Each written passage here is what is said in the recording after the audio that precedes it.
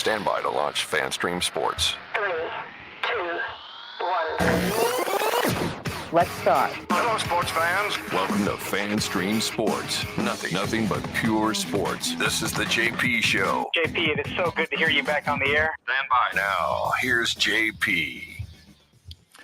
All right, welcome into Testosterone Tuesday. I'm going to take these glasses off. I'm going to do Testosterone Tuesday, for God's sakes. Yes, we've got a very powerful show for you today, as we usually do. Scott Reynolds is going to join us at 10:30 from the Pewter Report. We're going to do a little Bucks mock draft. They've done a bunch of them to see where the Bucks will be going, their needs, what may fall to them. Are they moving up? Answer is yes. So we'll talk some Bucks draft just 2 weeks away, from the draft. Johnny Gerber, our PGA pro and betting aficionado, will join us to give you some Masters bets to make things a little bit more interesting during Masters week. I cannot wait. Had Ann Ligori on yesterday live from Augusta. So we'll be doing lots of Masters coverage all week long. Chris Lugo will join us at 11:30. It's Testosterone Tuesday, so we got to have Chris on the show. And TJ Reeves will join us from Phoenix, where he was at the Final Four last night for the UConn blowout. So that's a show. Tim Ham, IndyCar Tim, joining me from our Dallas affiliate, filled in so admirably for me last week while I could get a few runs on the slope. Thank you very much, my friend. How are you? I'm kind of shocked you still have a show, JP, after the fiasco, the John and Tim show last Tuesday, and then the last the numbers went through the roof, bro. The numbers went through the roof. It's fantastic. I don't know what kind of nudity you had on the show, but well, I did the numbers second hour, went through the roof. I did the second hour Tuesday without a shirt, so you know. Well, okay. So that I'd also move the camera so you can only see me like this right here. So that describes the comments then that I saw. Oh my gosh! You know what? Well, I didn't get to hear the Rashee Rice story. Oh man. That you saw him running down some Dallas freeway at 150 miles an hour. Dude, yeah, I saw the race, and then I rolled up on the carnage afterwards. No idea who it was, but I remember making the comment to my buddy in the car. I was like, yeah, that's probably a cowboy or somebody. Yeah. I mean, you knew. Yeah. A Lamborghini and a Corvette racing, of course, and in Dallas, that's what it's going to be. And probably going to be a cowboy, yeah. Probably going to be a cowboy. Well, we were close. It was an SMU Mustang. A Kansas City Chief, which, hey, there's discussions. I don't know if this is national news or not, but it's huge local. The mayor of Dallas is trying to get the Chiefs to move back to Dallas since they can't get their stadium deal done. Have you heard this? Oh, no, this is a real thing. This is a real. Come on. I mean, it'll never happen, but it's fun to talk about, and. Well, there's got to be. That's probably the easiest way for you to get another Super Bowl in Dallas. And the quickest. And the only way to get the Super Bowl in Dallas. It's the quickest for sure. Yeah. That's the bet. You could build a stadium and move the Chiefs there faster than the Cowboys are going to win another one. I think that's fair. That's fair to say. Man, I would love to see the Chiefs commit to moving back to Dallas. It probably costs less. I would love to see them move back to Dallas, play in Jerry Stadium, and share the stadium with the Cowboys, like the Giants and the Jets do, and the Rams and the Chargers. And then the Chiefs bring a Super Bowl back to Dallas before the Cowboys do. Yeah. Well, I mean, are they really wasting government resources on this nonsense? Apparently, it's Dallas, man. You just don't know. You have no idea. It's what we do around here. Jerry Jones, though, that's just man, and it's he's published reports from the city about how the area can support 2 NFL teams, how it would even benefit Jerry and the Cowboys in the long run. Yeah, I guess you would. Yeah, because I have a tenant there at the stadium. Yeah. I mean, there would be there's some in-depth stuff going on, and as a football fan, because I've always wanted 2 major league teams here. I always wanted the Rangers, and I always wanted a National League team here. I always thought we could support 2, but man, to have two football teams here, 2 NFL teams, that would be kind of cool. They got it makes more sense than having 2 in LA. Nobody gives a rat's ass about football in LA. Yeah, they don't care about sports in California. They just don't. The Chargers have no fan base there. To speak of. Tell the Rams barely have a fan base there, and they've been there for a while, off and on. I mean, that's why they left the first time. Right, exactly. Nobody cares. So Dallas would be a much better place for 2 teams than the Chargers should move to freaking Dallas. Right. And play in that stadium. That would be smarter. But, I don't it's never going to happen. Kansas City's never going to lose to Chiefs, especially now. But and how they can't get a stadium done in Kansas City? They weren't even asking for a new stadium. They were asking for renovations to Arrowhead, and they turned it down. They got voted down. Like It wasn't. I don't know what the numbers were, what the specs were on it. I didn't investigate that in depth, but it wasn't even for a new stadium. It was for renovations. And is there any team hotter in football than the Chiefs? No. Like that's where we're at. I think in terms of if you put anything to a vote, like this Rays Stadium, if you put this Rays Stadium to a vote, it would be 80% no. We already know that because the League of Women Voters did a study. Right. The Times has not done a study. The Times has not done a poll, which you would think they would, but they don't want to do that because Stu wouldn't like that because they see that it's about 80% negative. They even voted down a straw poll. So they were going to just, hey, on this last ballot that they just had an election, they said just a straw poll. It's non-binding. We would just like to see where the heads out for the folks in Pinellas County and the city of St. Pete. And the council said, no, we don't want to hear from the public because we got a boondoggle. We're all getting paid off, and we just want to get to ram this through so we can all get our luxury box and whatever else is coming with it. And then they'll all be voted out of office when everybody sees the real numbers, just like happened in Miami. We're going to make the same mistake that they did in Miami. It's not over yet. In fact, there's a hearing this morning that started at 9:30 for public comment. And I'll be very interested. I'm sure the Rays will organize some business folks to come in there and speak, but I'll be interested to see what the organic negative is about this, because at every poll you can see, or at every data point, if the Times puts a story on Instagram about the stadium, 90% of the comments are negative. They don't put comments on their website anymore because people trash the Times, or they get real input from the masses of voices that usually disagree with whatever's in the story. So they stopped doing that. It's wherever you can get an organic reaction to this, it's usually 80 or 90% negative. Right. The only thing saving grace now for people on the stadium in terms of being positive about it is I'm tired of hearing about it. I'm tired of it. If you're going to build something, just freaking build it. We don't care how many billions you're going to give away to the owner. Just do it. Right. And I get that because if you're a baseball fan, you don't want them to leave. You still are feeling that false narrative that if they don't get this done, that they will leave. And here's the other thing.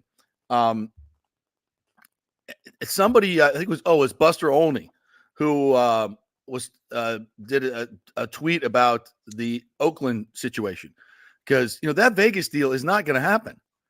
Like, they announced they're moving to Vegas, and the Vegas deal is not. When I was in Vegas talking to people, and they're like, no, we don't want baseball. We got hockey and we got football. We don't want baseball. It's hot in the summer. We don't even want to leave our houses. Like, I don't know how they're going to build it. There's not, the fan, but that's not a big market. People think it's a big market. It's not. There's not a whole lot of people, a population. Now, people come in and out. Obviously, it's a very transient pop.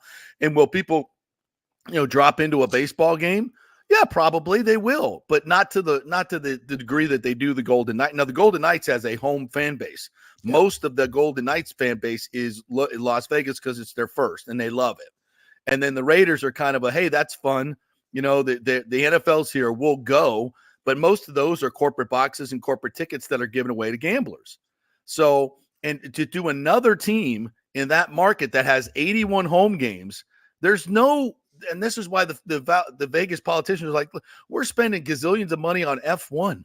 Like, we don't have the money.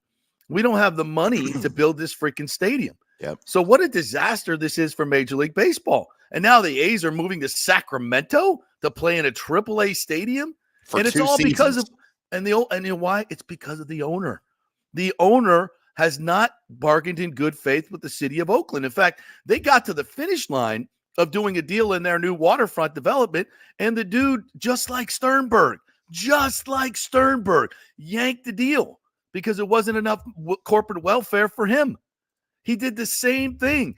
Yeah. And I said, this is not a stadium problem. This is not a public money problem. This is an ownership problem. For God's sakes, Rob Manfred, why don't you understand that? Get rid of that a-hole in Oakland, John Fisher, okay? Put in somebody that actually cares about the team locally. You can find people to do that. Same thing here. Get rid of Stu Sternberg. There's two groups in line that want to build a stadium in Tampa that want to buy the team. He'll make over $1.5 billion in his investment. Just freaking make it happen, Rob Manfred, and you'd have a deal done, and you'd already have a deal done in Tampa. But instead, we're going to go through this dog and pony show in St. Petersburg, where if and when the council and the commission realizes they still don't have the final numbers, but when they do realize that it's going to be $2.4 billion in local revenue, most of that coming from bed tax and other places. And that's just not just cost, but that's what you could be making on that redevelopment site in Tropicana Field without a baseball stadium. I don't know how they can vote yes. And if they do vote yes, the same thing will happen to the people that did that in Miami. Their political careers will be over, because once you start building it and you get the real numbers and see how the real cost is, that's when and the whole deal is just, it's such a hodgepodge of BS that it doesn't, for affordable housing and all, trying to make these equitable things for the Black community that was transplanted. These things that you're building aren't helping the Black community as much as you could if you developed the area in the correct way, took that money and built huge affordable housing places in other places, which would be more beneficial for the people. Now, for your public image as the mayor, and we don't lose the raise, and look, I'm putting affordable housing in here. It sounds kind of nice, but the whole application of it from a development standpoint is ridiculous, as opposed to using some other land in Tampa that is more accessible in terms of fans, that's more accessible in terms of roads, that's in the population center, and all these things where it should be where your fans are. If you want to serve your fans, which 80% of the fans wanted in Tampa, it's a no-brainer. But here we are, and there they are in Oakland. And Bob Manfred keeps bitching about his stadium situation. It's an ownership problem. Get rid of these bad owners, these selfish, greedy owners, and you won't have a problem. The Braves got their freaking stadium done in 3 years. And look how awesome that is. Yep. That whole situation, a true public-private partnership that has made tens of millions of dollars for Cobb County schools, by the way. It's in the right place. Exactly. And revitalized. The development in Cobb County is off the freaking charts because of this Braves deal. Yeah. They built 10 new office buildings there. What kind of tax money is that bringing in? You can do it the right way. And, the deal in Tampa is still on the table, where you can be a true public-private partnership where you pay as you go, just like they did in Atlanta. Every quarter, a quarter from every hot dog, from every beer that's sold in the Battery area, all those goes towards the stadium. And then it's going into the public coffers as well. This deal in St. Pete, the public gets nothing, like squadouche. It all goes in Sternberg's pocket. And you're selling this incredible real estate, this generational opportunity you have to sell this real estate and really beautify St. Pete. You're selling it at pennies on the dollar to a billionaire who's probably just going to sell it off the Heinz and do whatever the hell they want. And there's no insurances in this contract that they can't just pick up and leave town. Yep. It's the worst deal ever. It's so bad for St. Pete. So we'll see what the comments are, this morning. In there. All right, let's get to the actual baseball team. Not much better. The A's or the Rays? I haven't even looked at the A's.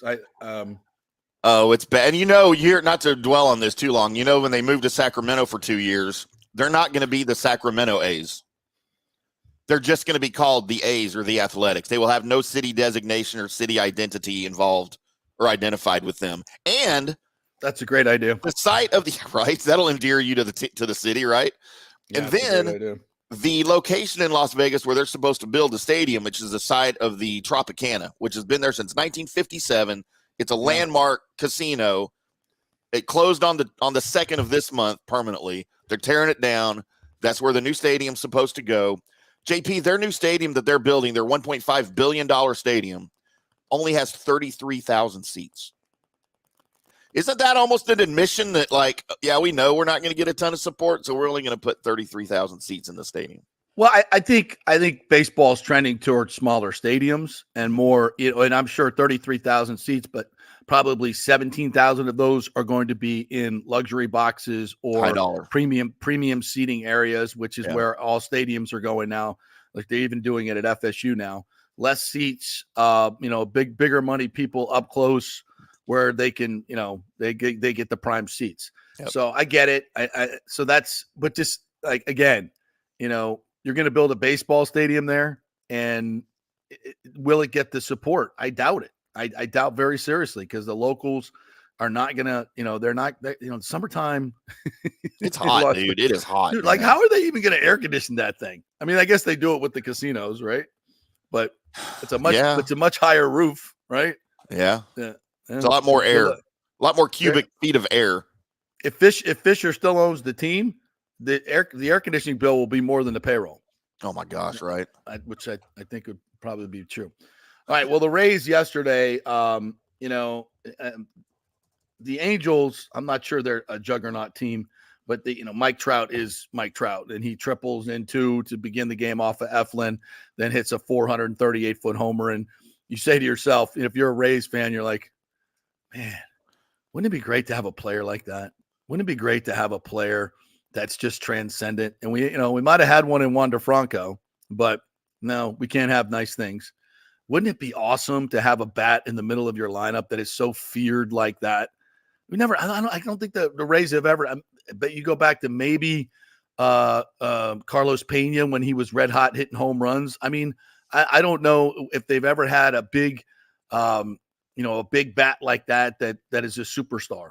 And, you say Yandy Diaz, he won the batting title and all those things, but, Yandy Diaz scaring people, and was he going to hit a single the opposite way? Good for you. Yeah. I don't mean to demean Yandy Diaz, but he's not a superstar. He's not. People act like he's this dominant hitter. Yes, he is the batting champion, and that's great. Now, if you had some power hitters around him, you'd have an offense. But this offense looks absolutely anemic, except for a couple of incredible rallies that they've had that have won them a couple of games. I mean, this team is 5-6, could easily be, have 2 or 3 wins, and it would look really, really ugly. So yeah, I mean, we're, without Josh Lowe in there, without going out and getting a big bat in the off season, you're kind of screwed. And this offense is, and again, the Rays are boring, man. I tried to watch a little bit of that last night, and it's like, I got a national championship game on, which we'll talk about here in a second, but it's bad. It's hard to watch. And, if this season goes poorly, think about this, Tim. If this season goes poorly, and I think it might, by the way, you're gonna be sitting there with you, and if these people actually, when they finally get the numbers, they actually vote for this, and they're gonna put $2.4 billion of public money into a team at the end of this year in September. If they're out of it, there may be like 5 people in Tropicana Field all working. That's it. I mean, there'd be nobody there because there's no reason to go, and there's no reason to drive that far, and there's no reason to stay on. It's going to be bad, and it's going to look really bad. The playoff games look bad enough. Yeah. Worst attended playoff games in history. And everybody's, it's in the middle of the day. I don't care. Doesn't happen in other places. Other places have school. Other places have work. Other places get, late afternoon, a notification late, and these fans find a way to get there, but not here because of the freaking location. And we're going to build a stadium right next to it. Whatever. I don't even it's hard to even talk about the team when you're going through this, because it's not long-term if they do this crazy stuff, but we'll see. All right. So the national championship game last night, thank you, UConn, for that nice deposit in my bank account. As we told you yesterday, I thought the matchup looked a lot like the women's matchup, where you had one team that was so reliant on one player. And then when you come up against an elite team that is super well coached and super deep and executes on both ends of the floor like they do, UConn, you're going to get blown out. Because early on, I'm like, okay, Edie's getting his, but those shots are tough. That's not going to sustain itself through the game. There's no way. He doesn't have the energy. That's going to be tough. and UConn, threw a couple different defenders at him, used up all their fouls, make sure that they were going to, beat up Zach Edey and let the other guys beat them. And they couldn't do it. And that UConn team is deep. That kid Spencer was fantastic last night. Mm-hmm. They've got so many good, and just across the board, that team is so freaking good. And to me, it was just a foregone conclusion. The 7 points, I laid 7 points, so I thought, man, there might be a backdoor cover, but it was just the second half was just an absolute beatdown of Purdue, and tip the cap to UConn. Now, what's interesting is the Kentucky job is still open. And Danny Hurley was asked about that last night. And he's a New Jersey kid. He's a Northeast Corridor guy. The whole family is, his dad coached in New Jersey forever. We're talking about Kentucky. And the problem is UConn has no idea what conference they're going to be in. Like, where are they going?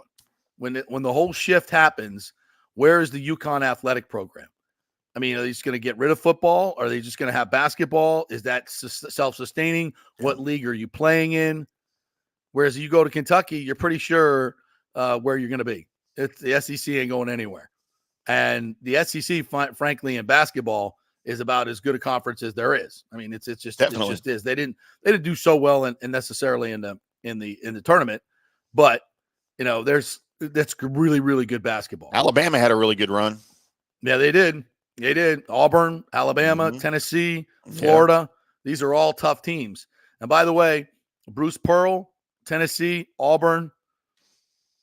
I bet you his agent is knocking on the door right now. And Bruce Pearl would be great in Kentucky. Strong personality. Now, Danny Hurley in Kentucky, is that a good fit? Maybe not culturally at first, but with all the resources available to him at Kentucky, I don't see how he misses there. He's just too good a coach. And here's what Kentucky needs right now. They need a culture change in the worst possible way. Pitino was there, 15 years? Yeah, he won a title in 2012. Yay for you, right? That's exactly what you were expected to do. But, man, since then, nothing. Since 2019, 3 first-round outs, including to a 15 seed and a 14 seed? Yeah. Was Oakland the 14 seed this year? So, I mean, that team and recruiting has not been good.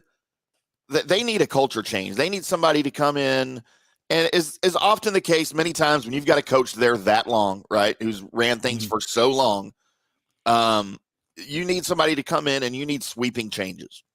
And we're already seeing departures in the transfer portal from Kentucky with him gone, and who knows if some of these guys might end up in Arkansas, right, with Pitino if they're Pitino guys. That's what you would expect. Calipari. Calipari. Jesus, I always get those guys mixed up. I hate both of them.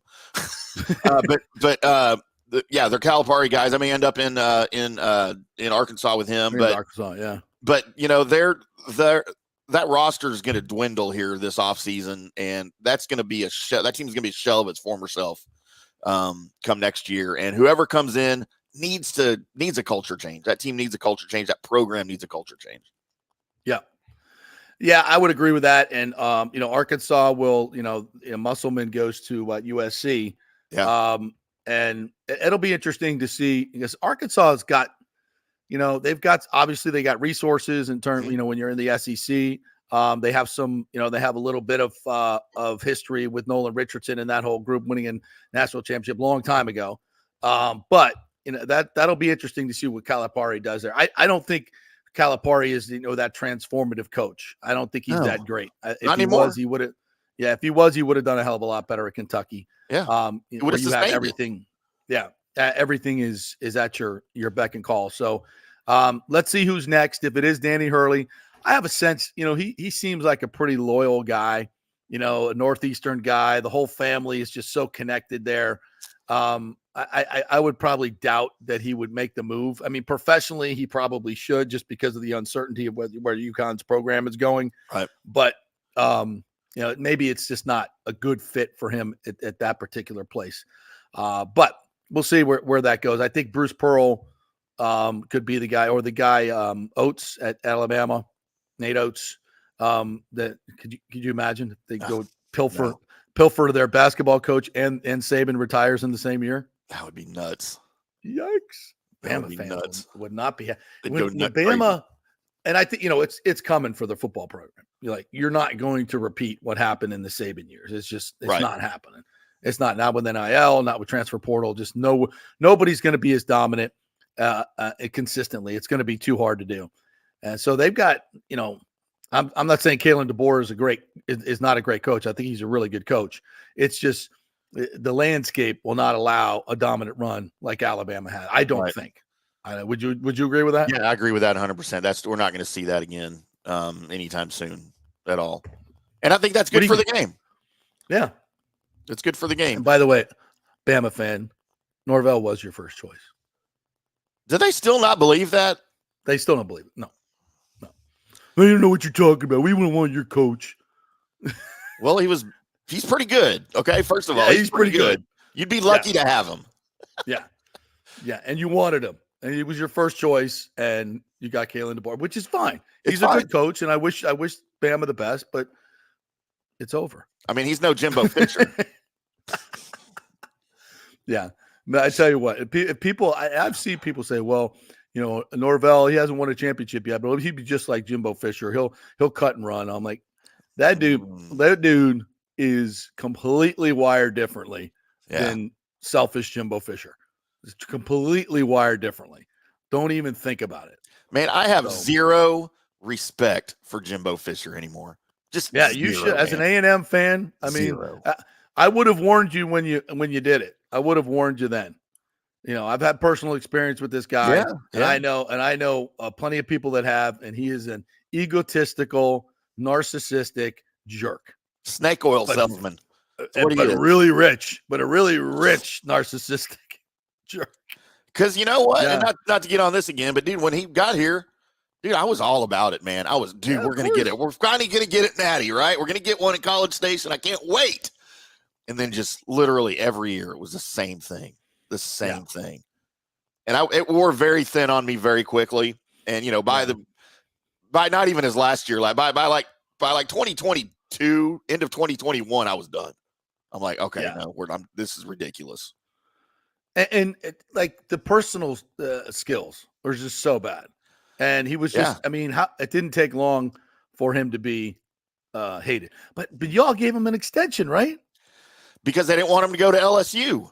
Because that was everybody thought he was going to LSU. Because Scott Woodward, the AD, went to LSU, and everybody at A&M thought, they're gonna poach Jimbo to take him to LSU. You'd have been lucky.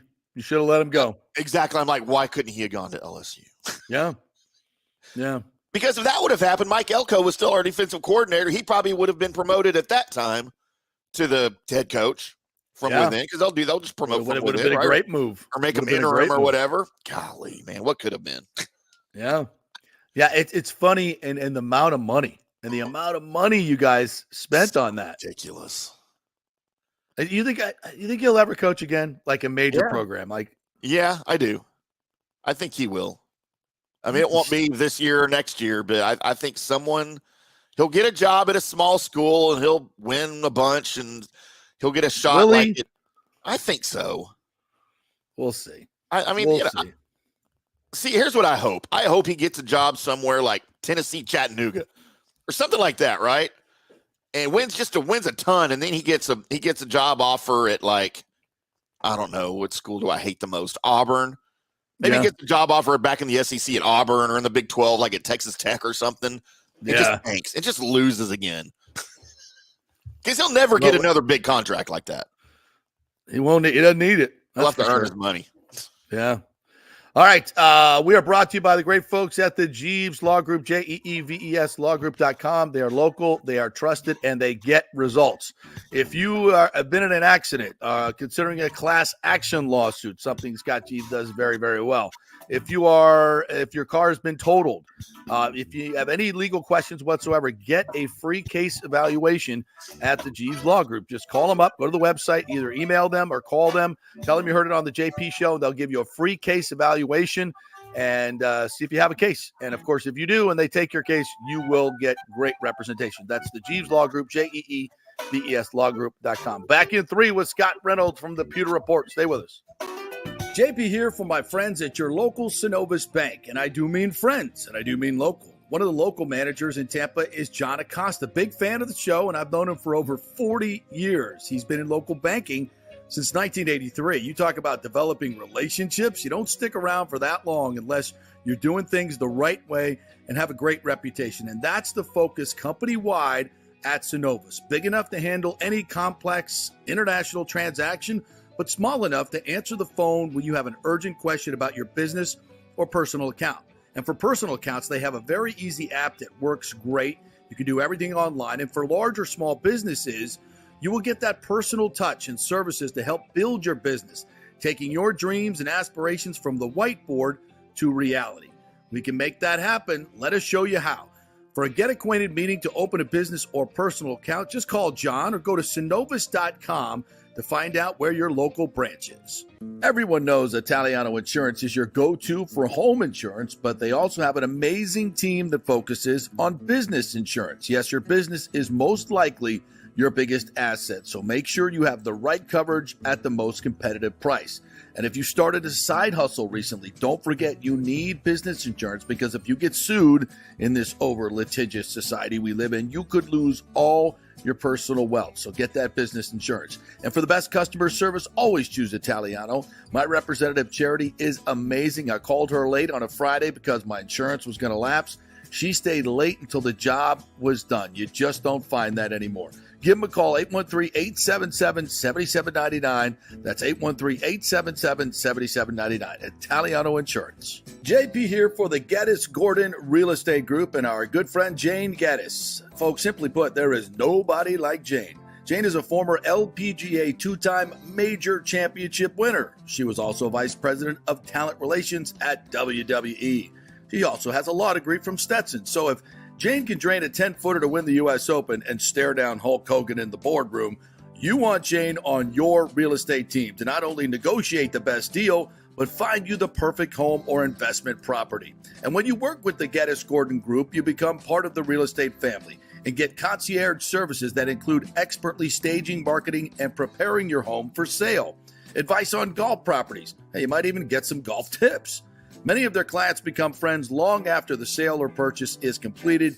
It's all part of the deal. So if you're looking for that perfect home or investment property or try to get top dollar for your home, go with Jane Geddes and the Geddes Gordon Group, because there's nobody like Jane.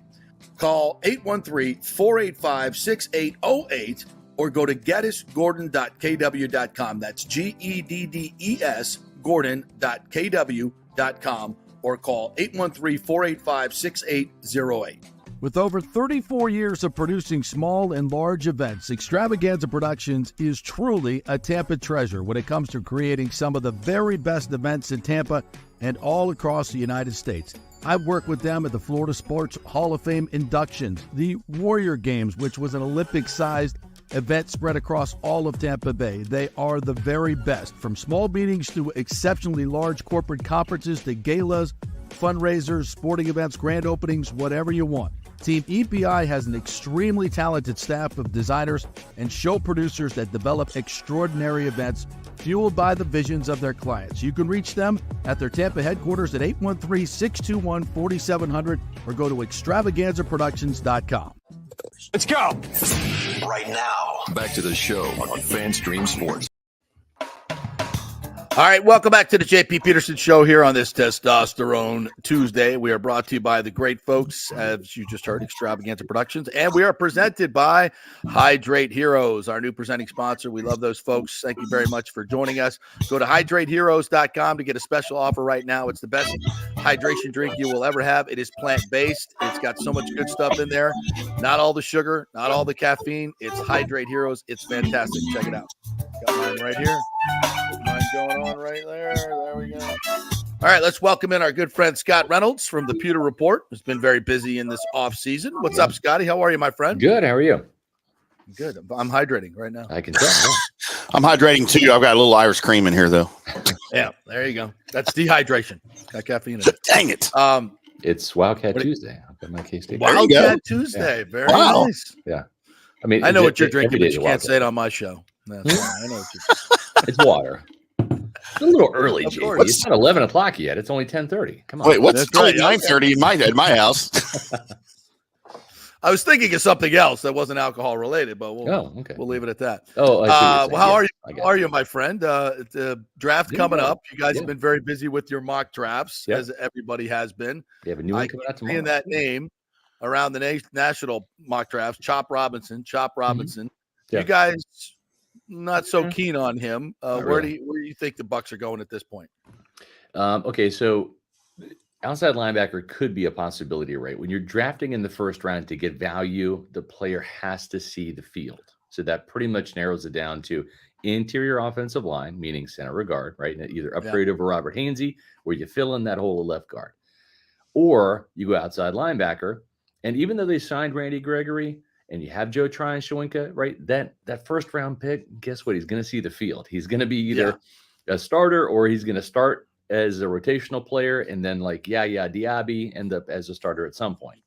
The other position that's interesting is wide receiver, because there's going to be some, I think, pretty good wide receivers available at the end of the first round, because you're going to have a little run on wide receivers at the beginning, talking about Roma Dunze, Malik Neighbors, and some guy named Marvin Harrison Jr. I think he's got a famous dad.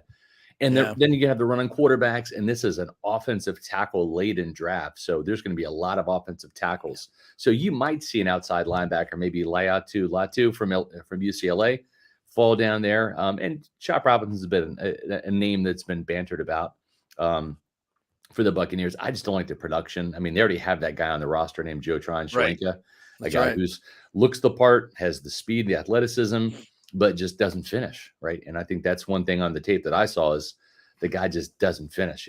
I saw a lot of missed sacks, missed opportunities, and you're drafting an athlete rather than an instinctive football player there. Exactly. But that player's going to see the field. But then going back to receiver, this is going to be a more Rams-based offense than a Seahawks-based offense, with Dave Canales gone to Carolina and Liam Cohen in the building now. And what that means is a lot more 3 wide receiver sets, 11 personnel. And for those of you who don't know what 11 personnel is, I'll tell you. It's 1 running back, 1 tight end, 3 receivers. If it's a double tight end set, that would be 12 personnel, 1 back, 2 tight ends, hence the 12, and then 2 receivers. So that's what the Bucs ran about a quarter of the time last year, was 12 personnel with those double tight ends. Guess what? Not the strength of the team. Okay. No, you don't even have one great tight end. You have a pretty good one. Right. But you're going to see more 3 receiver sets, 11 personnel. And that means that third receiver is going to essentially be a starter. Right. And I think they want to upgrade over Trey Palmer, or at least somebody that's either going to push Trey Palmer to greatness or push him to the bench. And I will say this, if you're wide receiver 4 on a team that is very 11 personnel heavy, that's fine. You're going to see a lot of playing time, because you're not going to play Mike Evans at age 31 every single down, and Chris Godwin the same way at 29. So you really need to be at least 4 receivers deep, like 4 good receivers, to where if Mike's off the field on the sidelines getting a breather, same with Chris Godwin, your offense doesn't come to a standstill. Your passing game is still flourishing, and Baker Mayfield's still a happy camper. So getting a wide receiver there at the end of the first round might be a really good play because of the value. And Mike Evans only signed a 2-year deal. He's going to be 31. Yeah. Chris Godwin's on the final year of his deal. I'm not sure that he's back.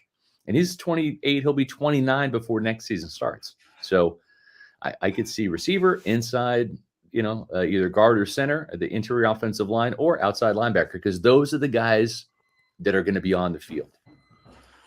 I heard you guys talking about Hainsey on your podcast, and I've long been saying that this guy he's serviceable. Yes, he's very he can play a lot of different positions, but he's not really good at center. He gets overrun, and when you have a short quarterback, you can't have that. To me, Jackson Powers Johnson is that guy. He's played center. Barton can play center. Yeah. Powers Johnson has played center. He is elite. He's 335 pounds, and he just feels a lot like a Ryan Jensen anchor. Yeah. And to me, that one pick there, I think, changes your entire offensive line. Yes. It changes what you can do, especially with a Liam Cohen, who has made no mistakes, no mistake about it. He wants to run the damn football. Yeah. And you got to have a guy at the point that can move people. And Mhm. Robert Hainsey ain't that guy. And he likes That's bigger, where I think they're stronger offensive linemen, right? If you look at Sua Opeta, is not a big 330-pound guy like Filer was, but the dude is jacked. He's got some strength. 39 reps at the combine coming out of college, and Bredesen too is a big, strong guy. So I think that they're looking for more strength, more push up front. And yeah, I wrote about this in my SR's Fab 5 column on Friday on PeterReport.com. Ryan Jensen 2.0 is right there for the taking in Jackson Powers Johnson. And honestly, Ali Marpet 2.0 is Graham Barton. That's what he is. So if Jason Light is within striking distance, in other words, if one or both of those guys, if they get past Seattle, or let's say Seattle takes one at 16, and then the Steelers pass on one of those guys at 20, right? Now you got Dallas that you got to get in front of, because Dallas is screaming. Tim, correct me if I'm wrong. They're screaming for interior offensive line help. They need to replace Tyler Biadasz at center. They need a center too, yeah. Yeah. So, and also too, I mean, the Eagles need a replacement for Jason Kelsey, and they've got a lot of draft picks in this draft, including a couple in the second round. So you have to be careful that when you go up, right, you have to go up enough to where you can pick that guy. You can't just go up a couple spots and let that guy come to you, because you could have a situation where Philly can jump ahead. So yeah, in my opinion, this should be a quality, not quantity draft class for Jason Light, because you re-signed a lot of guys. You have a lot of the last two drafts have produced a lot of starters. Now it's time for those starters to become stars. Guys like Cody Mauch in year 2, time to be a star. Yaya Diaby in year 2, time to be a star. Rashad White in year 2, we kind of saw glimpses of it. Time to be a star, right, in year 3. So these two draft classes have provided a lot of starters for the Buccaneers, and I think you have to give them time to develop. And instead of saying, all right, we're going to, have another 7 guys into the mix, I'd rather Jason Light say, our draft class is going to be 5 guys. But, man, we filled holes at center and at guard. We got an extra receiver, and we got more pass rush help, and then call it a day. And if that means trading one of those third-round picks to move up a couple spots, do it. Is it a given? Is it a given that, or at least the consensus given that the Bucs are going offensive line in the first round? Because there's a lot of teams. You mentioned Dallas. The Ravens are desperate for offensive line help. They lost 2 to free agency and 1 to a trade, including 2 starters. Yeah. But they picked 30. There's talks with the Ravens moving up, though, to pick one of these guys, because while it's a very, very deep offensive line draft, it is. Yeah. There's a handful of guys that sort of are better than the others, right? That could be first rounders. Yeah. So if the Bucs don't go offensive line there in the first round, are we looking at a wide receiver? Yeah, possibly a receiver or outside linebacker help, depending on the guy. Yeah. I think Jason Light has learned some lessons, right? He learned a lot of lessons in 2016. That was a wipeout draft, right? That's that's Vernon Hargraves in the first round, Noah Spence in the second, and then the kicker Roberto Aguayo, right? So my God.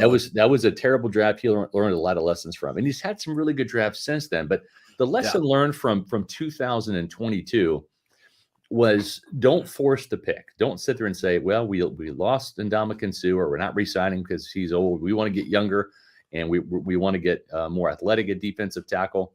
So we're going to draft Logan Hall. And Logan Hall he's not that guy, right? He's not that guy. And what I love about Jason Light, and he's no general manager is perfect, and he's not perfect either, but he does not sit on a mistake. Okay. What did he do last year? He drafted another defensive tackle because he knew that Logan Hall was a miss, and he drafted Kalijah Kancey, who was better than Logan Hall, right? So I think the lesson learned from the Logan Hall thing is just because you need an offensive lineman, if Barton's gone and Jackson Powers Johnson's gone, you don't force the pick there. And if you don't love, say, Frazier from West Virginia, the center, and I don't know that they do, you don't just, all right, we need an offensive lineman here, right? And you force that pick. You go and take you the get the best player available. Exactly. Yeah. Now, at the same time, keep in mind, it's best player available with an asterisk, meaning if you take him in the first round, they really have to play so you can see the value. And that's why I don't think they're going to go cornerback. They like the addition of Bryce Hall.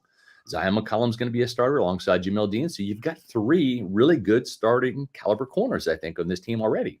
If you draft another one, that Where's he player's playing? not going to help you. He's not going to see the field. So that's why I think it's receiver or outside linebacker if it's not interior line. But to your point, Tim, there are a lot of guard, center type players in this draft. Even guys like Dominic Puny from KU.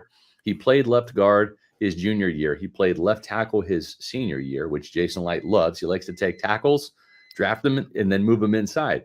And we saw him snap the ball and play a lot of center at the Senior Bowl. And so I've talked to Brandon Thorne, who is like the absolute expert when it comes to offensive line. He is an offensive line guru.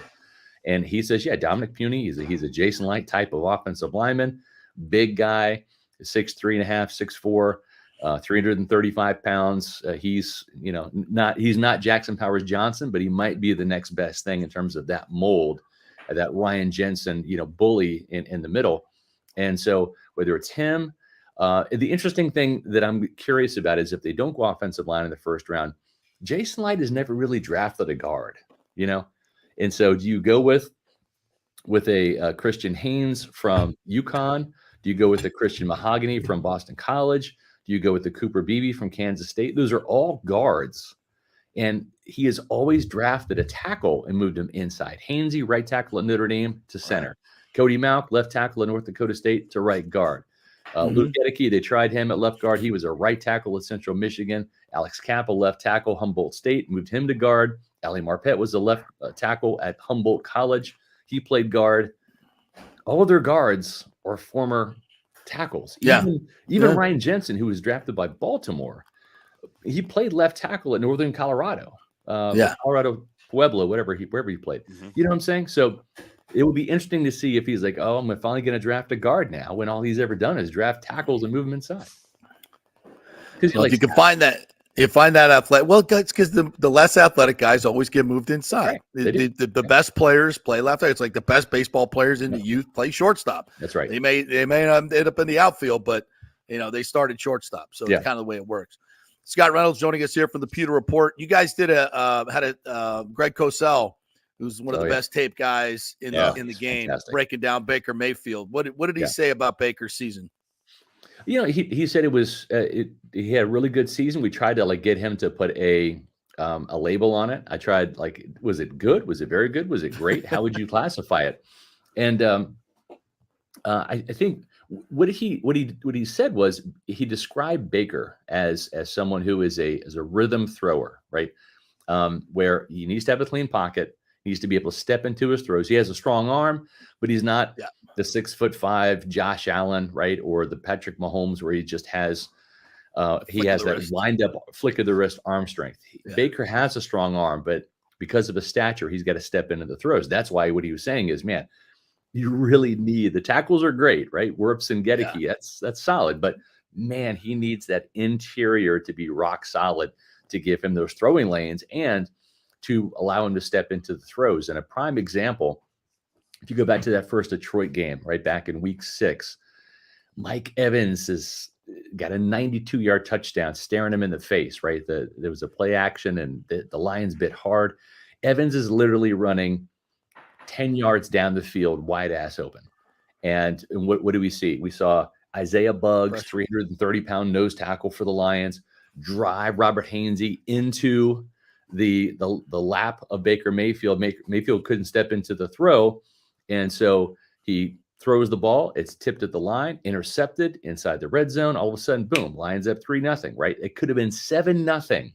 Tampa Bay right there at home, creamsicle game. Football, I think more than any other sport, is a game of momentum, right? Could have changed the whole dynamic of that game, and maybe resulted in the Bucs win. Who knows? Or it's certainly closer than 20-6. But my point is that's a prime example where if Baker has a clean pocket, one extra step to throw the ball and zip it in there to Evans, that's a touchdown, man. And that's where Robert Hainsey hurts you, because he's not stout enough to go up against those 300+ pound nose tackles and hold his ground and anchor. And so he needs to be protected. And also, too, with this new offense, it's going to feature a lot of motion, a ton of motion, which is great because it gives Baker those tells. Is it man? Is it zone? Right? And you're going to see a lot of quick rhythmic throws. a lot of bunch and stack formations that are going to get free releases for guys that don't have that instant acceleration, right? Mike Evans has got long speed, right? We've seen that, but he is not the best short, quick area guy. You don't want to use him for the wide receiver screen, right? And Chris Godwin, losing his step at age 28. He's not the dude he was when he walked in at age 23 here anymore. So for guys like that, they're going to be aided by these bunch concepts and formations that are going to essentially create those openings and give those guys, as they're doing those crossers out of the bunch formations, those free releases off the line. You can stack Mike Evans, right? It's where he's got a couple steps to start to get up to full speed, to make his moves and make his cuts without even having that cornerback within 2 or 3 yards of him yet. So I'm excited about this. And I think this offense is going to even be a better fit for Baker Mayfield than Canales' was. And if that's the case, Baker's touchdowns could go up. The interceptions could either go down or stay the same. And I think the points will go up. So I'm excited about his fit in this offense. And I think Greg Cosell was too. Yeah, and that's the main thing is this offense as a whole. You focus so much on the quarterback and his numbers, and that's important, obviously. Yeah. But having balance and scoring points is where it's at. And it's, we love Dave Canales, and we wish him the best, except 2 times a year, right? Right. And with Carolina, but the offense was what, 21st in points scored, 20 in the league. Well, they scored 20. They scored 21 points. It was points a 3-point upgrade from that. And honestly, I expect them to be around 24 points per game this year. And if that's the case, I do too. That'll probably put them somewhere between 15 to 12. Right? If you're a top half of the league and maybe knocking on the top 10's door and scoring, you're a playoff team. If your defense, is worth anything. And I think with Todd Bowles, it always will be. So yeah, I like that. The other thing too that I like about this that Cosell was talking about, and this is what's going to help Baker Mayfield and the running game. Baker's going to have more ability to check the plays at the line of scrimmage, to get out of those fronts, bad run fits. There were just times last year where that was the call, and Baker didn't have the freedom and the lateral ability to make those calls, and sometimes the plays were DOA, right? They were dead on arrival because they were running into some unfavorable fronts, and now they're gonna have the ability to change the play from run to run or from run to pass, right? Instead of an outside toss, if the safety's coming down, inside the slot, let's run it up the middle of the field, right? So there's more freedom that Baker's going to have to control not just the passing game, but the running game. And when you've got those 3-by-1 looks, and what that means is 3 receivers to one set and 1 to the other. Typically, the tight end is going to be out there by himself. That would be a 1 to 3. Or if the tight end is over there, then it's a 3 to 1. But basically, you're having you're having 4 targets right outside the line of scrimmage, not on the line of scrimmage. In other words, that tight end is going to be flexed out. And as a result, this team should be facing a lot more nickel or dime looks and hardly any much easier to run in. Much easier to run against a lighter box like that. And I think that's the whole key. Listen, if you've got Rob Gronkowski and you've got Cam Brate in his prime where he's an okay number 2, then go double tight and try to run the ball. And they had some success doing that. Look at 2020 in the playoff run. They averaged about 130 yards per game on the ground because they could do it. But if you don't have the tight ends, why would you want to be in 12 personnel and put 2 of them on the field? And how many times did we do that last year in short yardage? I'm like, and there's nowhere to run. Like you got 22 guys within 15, 20 yards wide.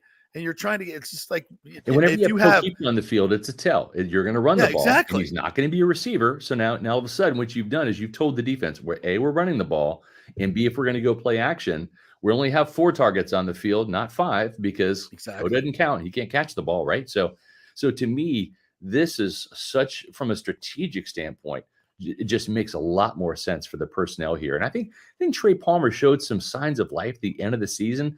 We saw the drops go away. He's a good run blocker, just has to get rid of the holding calls. But I think he can help this team as either wide receiver 3 or 4, but they're going to draft a receiver. And if that's the case, man, now you're kind of getting, to, and I don't want to bring up 2020, but I mean, in 2020, you had Gronk and AB in addition to Mike and Chris, right? Yeah. And you had Leonard Fournette, who was playoff Lenny at the time, right? Now, if you've got Mike and Chris, and you've got a really good wide receiver 3, and K-Dot continues to develop a little bit, or maybe you got a Ben Sennett from Kansas State, who's probably more of a starting caliber player, along with Rashad, look out. I mean, pick your poison. Where do you want Baker to go with the football? Because now all of a sudden, all the options look pretty good. And that's why this team won the Super Bowl in 2020. That's why they won 13 games in 2021. Because no matter who you decided to take away, Brady always had somebody. Fine. You always had an answer. Always had an answer. Yeah. You want to double Gronk and Godwin in the slot? We're going to go AB and Mike down the sidelines. Yeah. You want to take away Mike and AB on the outsides? It's a big day for Godwin and Gronk coming right up. And you had an experienced quarterback that was good enough to be able to take what the defense gives him. And I think Baker is that guy. Smart. Yeah. He's a smart guy. Yeah. Yep. So, but I do think it is funny, though, from a national perspective. Vegas has the Falcons at 10.5 wins. I'm like, okay. That's insane. There is no way I'm taking the under on that. I'm taking the under right now. Yeah. I mean, I know their schedule isn't. I might win more money as... on the Falcons this year than I did on the Bucks last year. Right. And I won money on the Bucks. Well, where do they got the Bucks? I think I saw 8.5 for the Bucks. Yeah. And I think it's going to come down. I think once it gets to 8, I'm going to really go all in. Yeah, so, I agree with it. Yeah. I made a ton of money on the 6.5 last year. And then I think where was it? When they beat Green Bay, and the Falcons had won that week too. And I think the Saints might have also won. But when they beat Green Bay, I threw down a ton of cash on the Bucks winning the division because I looked at the schedule and I'm like, okay, if they get past Jacksonville, they're going to do this. I got those NFC South odds at the beginning of the season, which were a lot more. And I made a nice penny off of them winning the division. Yep. I actually had them. I just for shiz and giggles, I said, let's go NFC Championship too. What the heck, And had a nice 3 or 4. It was about $3,400 sitting out there. Went on a $25 bet. I'm like, that'll be nice. Yeah, we couldn't quite get there, but close enough. Yeah. All right, Scotty, tell everybody where they can find the Greg Cosell podcast and everything else you got going on, because that was a really good one. I enjoyed that one. It was a great one. Yeah, if you're a football fan, a Buccaneer fan, for sure, check out last Thursday's podcast. It's on Pewter Report TV, which is our YouTube channel. We have the great Greg Allman from Fox Sports coming on today to talk about the NFC South, what the Falcons and Panthers and Saints have been doing, as well as your Buccaneers, and maybe how that division shakes out in Greg's mind. So he's going to be our guest today. And that's at 4:00. We have podcasts, the Pewter Report podcast, Monday, Tuesday, Wednesday, and Thursday during the offseason, all live at 4:00. If you miss them live, fine. You can check out our archived replays on Pewter Report TV, our YouTube channel. And tomorrow, we've got our new, this is our 4th edition of our mock draft. We'll have a final mock, April 22nd, which I think is Monday. That's draft week. So this is our 4th edition, comes out tomorrow. We'll also have discussion about that mock on tomorrow's podcast. That's our YouTube channel, Pewter Report TV. You can check out all of our Bucks content on pewterreport.com, and on social media, you can follow us on X, Facebook, and Instagram at Pewter Report. All right, Scotty, great stuff, my friend. Appreciate it. We'll check in with you next week after the mock. I'll be looking for that. Absolutely. Yeah. Thanks, buddy. Appreciate it. All right, we're going to talk some golf in our next segment. Johnny Gerber will be joining us. I got to show you this, though.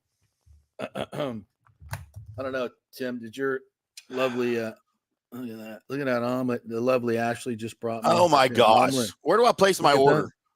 That. Right? Toast. Just gave me some fresh coffee. I gotta go get my own stuff. And she looks like $1 million. Who's got it better than me? Who's got it better than me? Nobody, apparently. Nobody. Not even Harbaugh. I mean, Tom doesn't even have Giselle anymore, right? So that's right. Yeah. But she wasn't cheating on him. No, with the jiu-jitsu instructor, even though they're together now and they were there then. But just started after they split up. Right. Exactly. Yeah. Duh. I mean, it makes all the sense in the world. It wasn't her fault at all. No, not at all.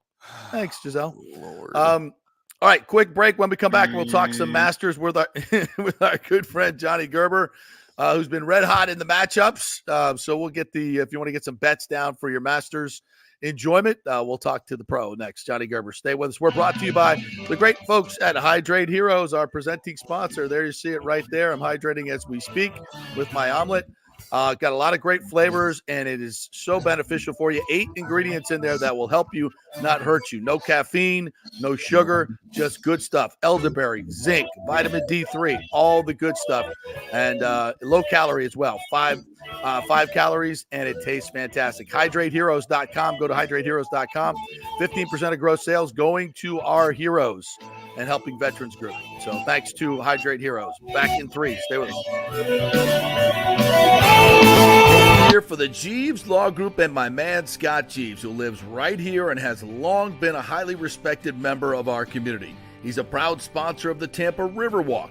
Jeeves Law Group is also a proud sponsor of our Grand Central District in St. Pete and has neighborhood events throughout the year. He has an office on Central Avenue in St. Pete and one on South Howard in Tampa. You can't get more local than that. So when you need an attorney, you're going to hire some huge firm that advertises all over the state or the one that supports your favorite sports show. It's the Jeeves Law Group. We're local, we're trusted, and we get results. For personal injury and personal attention, call us for a free case evaluation. That's 8889-JEEVES. That's 8889-JEEVES.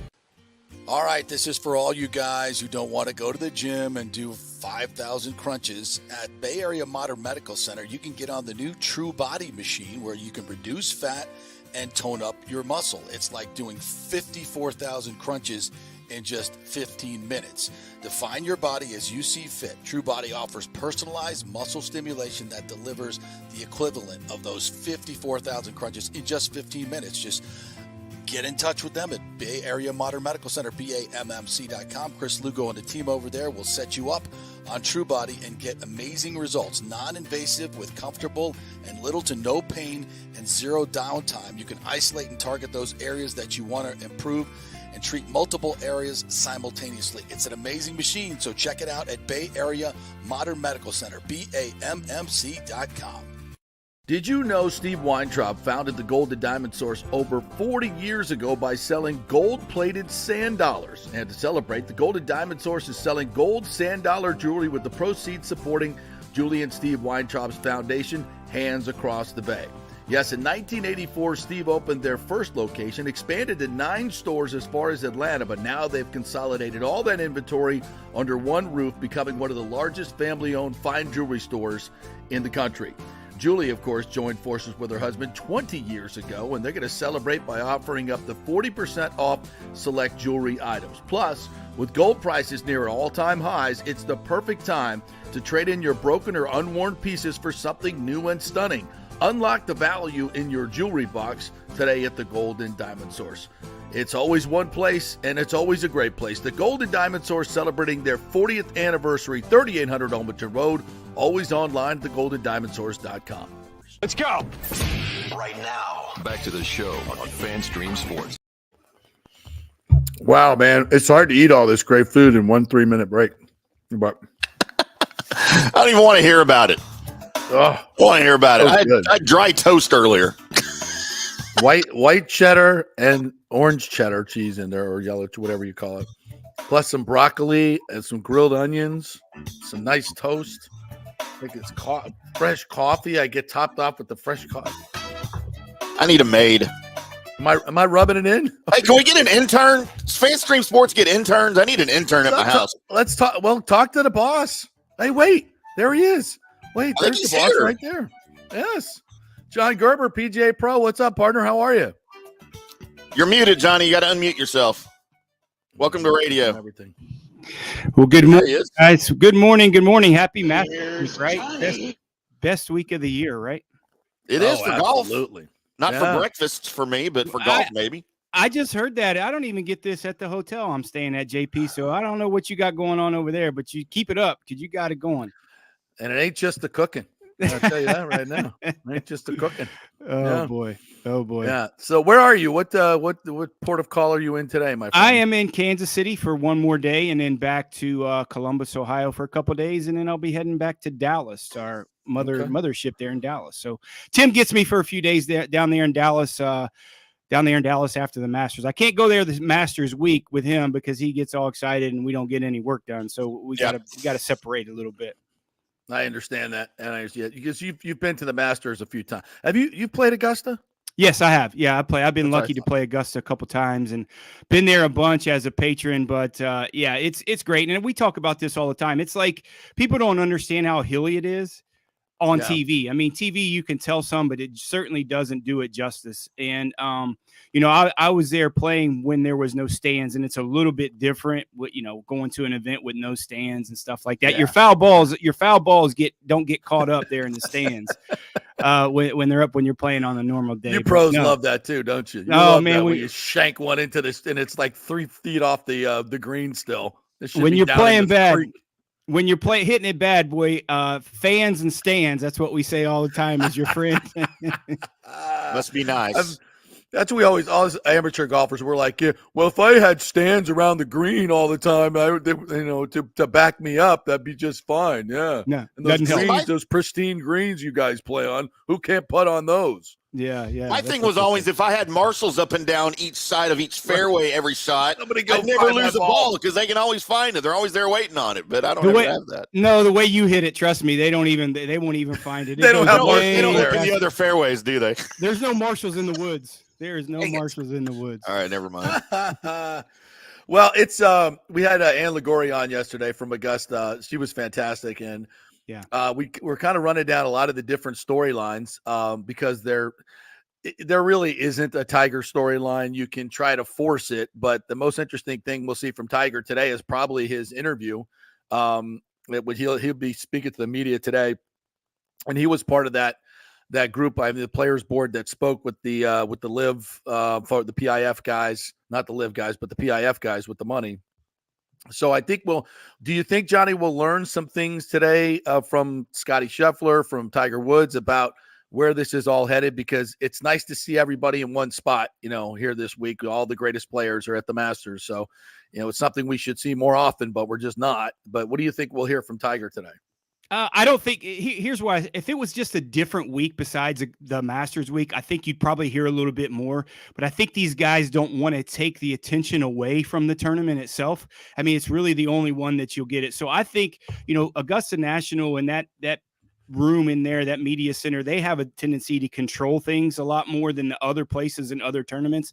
So I think they're going to really limit some of those PIF questions and merger questions just for this week, just because it's Augusta. Maybe next week at Hilton Head might get a little bit more information, but I certainly don't think the players either want to be bothered with the questions. So I don't think you're going to hear.